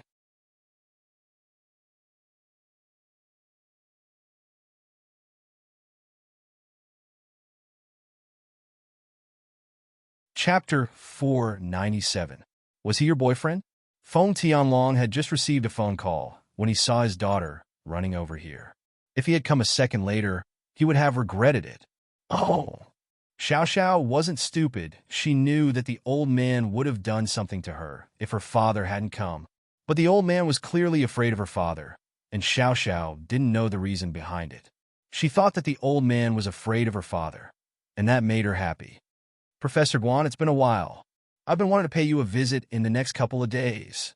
Tianlong was very happy to see Guan Shuimin there as well. He'd been wanting to pay him a visit in the next couple of days to ask about the pill of life extension and toxin cleansing. Tianlong and Guan Shuimin knew each other, but Guan Shuimin couldn't do anything after checking on Xiao Xiao's condition. He'd heard that even Lin Dongfang couldn't do anything back then, so how could he? But just because he couldn't do anything a few years ago didn't mean he couldn't now. As long as there was a sliver of hope, Tianlong wouldn't let it go. Ah, it's Feng, long time no see. Guan Shuimin smiled. I'm always free. Just give me a call. Guan Shuimin was noticeably friendlier to Tianlong, and that pissed Gong Gao off. He humphed and pulled Tian away. All right, I'll be going then, Professor Guan. Tianlong had just gotten a phone call, and something came up. He had to hurry back, so he couldn't chat with Guan Shuimin. He'd have to visit another day. All right. Guan Shuimin nodded. Tianlong was about to leave with Xiao Xiao when he saw Lin Yi from the corner of his eyes. His face changed. Huh. Lin Yi smiled bitterly. Tianlong had found him after all. In fact, Lin Yi was shocked when he saw Tianlong. He didn't expect Xiao Xiao to be Tianlong's daughter. Lin Yi kept trying to hide, but didn't manage to do so in the end. Lin Yi waved his hand slightly, gesturing for him to keep quiet.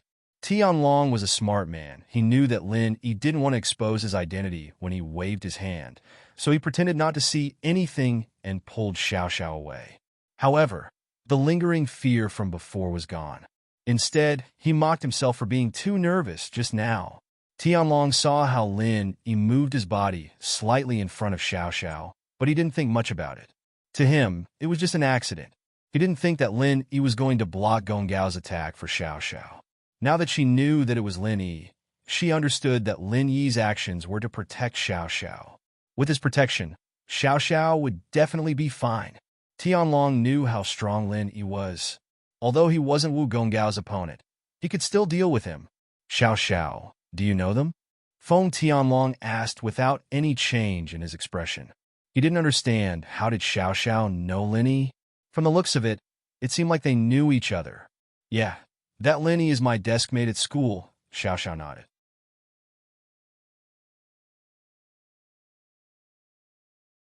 Xiao Xiao nodded. Feeling a little weird, didn't her dad care a lot about her? Wah!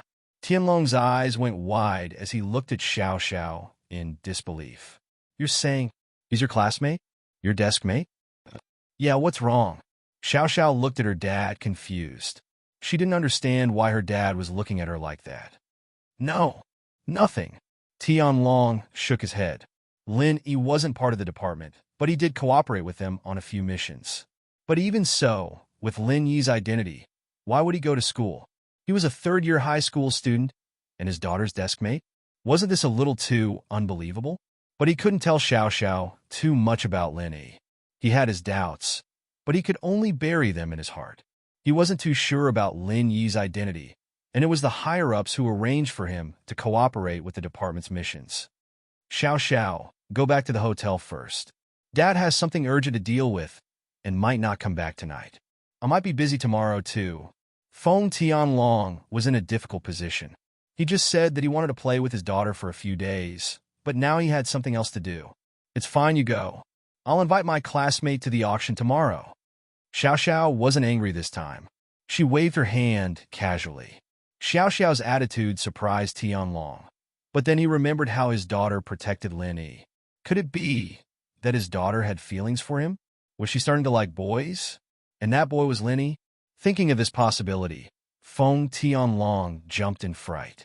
But Tianlong didn't object to his daughter's puppy love like other parents, because his daughter's situation was special. Quite the opposite, he wanted her to find a boyfriend and give him a grandson or granddaughter. That way, if something really happened to his daughter, he wouldn't have to spend the rest of his life alone. And his daughter's lover was Lin Yi. Tianlong supported it even more. He had seen how outstanding Lin Yi was. Tianlong wouldn't object if Xiao Xiao found someone else, but wouldn't it be better if she found someone he was satisfied with? Tianlong didn't want his daughter to run around, but if she really was with Lin Yi tomorrow, then Lin Yi would be able to protect her. He wasn't worried anymore. You're talking about that Lin Yi? Tianlong came to the parking lot and asked Xiao Xiao after getting in the car. Yeah. Xiao Xiao felt a little embarrassed. Judging from her dad's tone, he seemed to have realized something. But other than embarrassment, Xiao Xiao wasn't afraid. She was just playing around with Lin Yi right now. Even if she really got together with Lin Yi, she wouldn't care. She had always been a troublemaker since she was young. It didn't matter if her father was angry or not. Xiao Xiao, is he your boyfriend? Tianlong started the car and asked suddenly. Ah? Xiao Xiao didn't expect her father to be so direct. She paused and stuttered, no.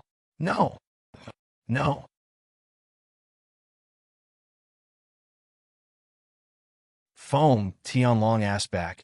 Didn't you seem to be quite protective of him? Ugh, we're classmates and desk mates. Of course, I'm protective. Xiao Xiao was embarrassed. She wasn't afraid of anything, but she was still a little shy when it came to relationships.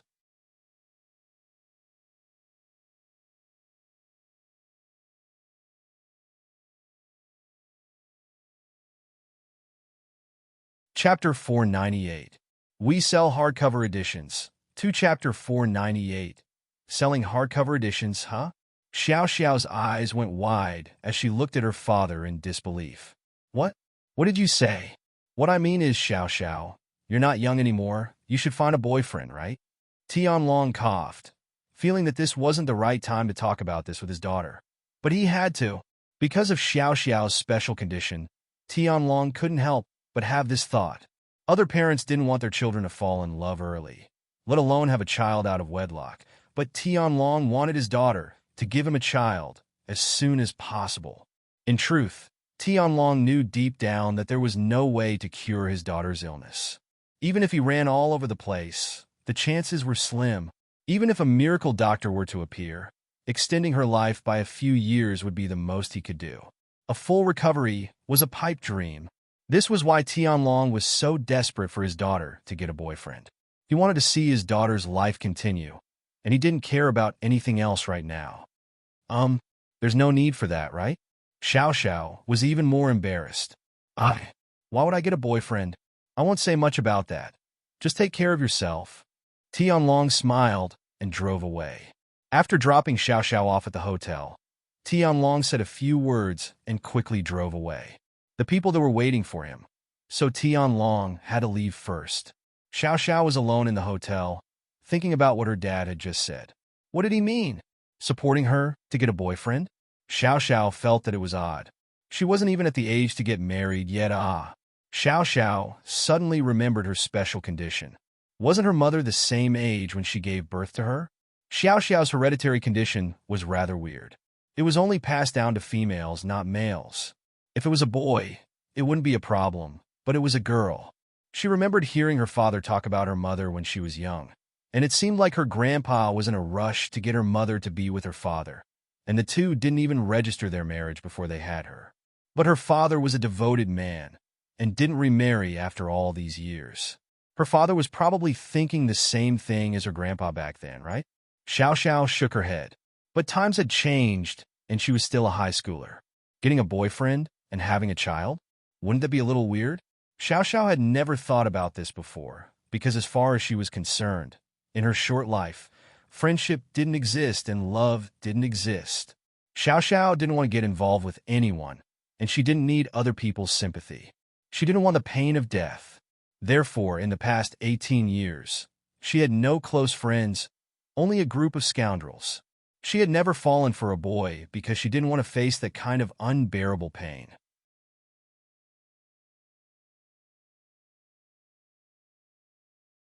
But Tianlong's words made Xiao Xiao fall in a deep thought for the first time. Find a boyfriend? Can I like others too? Xiao Xiao smiled bitterly and shook her head. Who would like her? Finding a girlfriend like me who's about to die. Isn't that just bad luck from 8 lifetimes? Before he could do anything, he was already gone, huh? Xiao Xiao suddenly thought of Lin Yi. If that was the case, Lin Yi would fall in love with her. Even if she didn't dump him, he would still be in pain, right? With that thought, Xiao Xiao made up her mind. Second uncle, Lai Chang'e, and the others left. The young man who was bidding against Fatty Lai for the sheepskin map said quietly into his earpiece, Kun, follow them and see which hotel they're staying at. Then find out who that young man with Lai Chang'e is. The middle-aged man beside Haitian ordered. Yes. The young man called Little Kun nodded. After exiting the auction house, his figure flashed and disappeared into the boundless night. Fatty Lai didn't have a car in Yanjing, and the hotel they were staying at wasn't too far from the auction hall. It was only about 1 kilometer on foot. Fatty Lai might be fat, but he had a good body. Guan Xiumin had a healthy body, and taking a stroll once in a while was good for his health. Lin, he was even better. So the three didn't take a taxi, but walked to the hotel. It was a good opportunity for some exercise, and they could get some supper at the hotel's restaurant. Boss, have you thought about what we're going to auction? Fatty Lai reminded Lin Yi, afraid that he'd forgotten about the auction. Fatty Lai was still thinking about the auction again. I haven't thought about it yet. Lin Yi frowned, deep in thought. Dr. Kong was auctioning off the special edition of Golden Creation. If he were to take out a special edition injury medicine as well, he'd be following the trend. Boss, I think we should make a special edition injury medicine as well. They have it, and we have it too. It'd save us the trouble, Fatty Lie suggested, seeing that Lin Yi was in a difficult position. Isn't that following the trend? Wouldn't we be at a disadvantage? Lin Yi asked. That? Boss, I don't have a choice. We're still in the early stages of our company, and I don't plan on releasing too many types of medicine. The pill of life extension and toxin cleansing is enough. If we release too many types of medicine, we won't be able to showcase the benefits of our medicine and painkillers. Plus, we need to slowly reveal our trump cards. Bringing them out all at once isn't in line with our business goals, Fatty Lie said. Then let's make it a special edition injury medicine. Lin Yi nodded, already having a plan in mind. Our special edition injury medicine is different from Dr. Kang's. I've added a few herbs into the medicine, and it's very effective on old scars. It can quickly remove rot and regenerate flesh. Huh?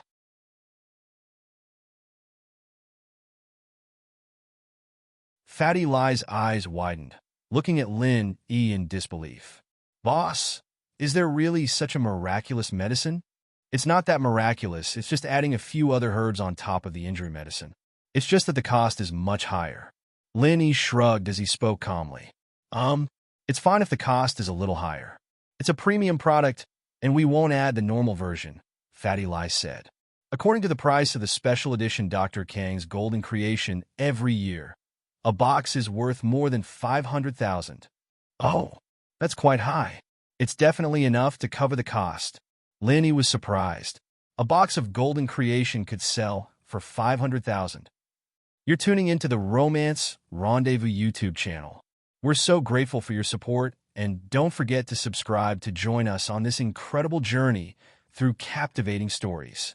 Your generosity through donations truly makes a world of difference, as it's the primary source of revenue that allows me to expand and enhance this channel for you. Thank you from the bottom of my heart for being a part of this adventure.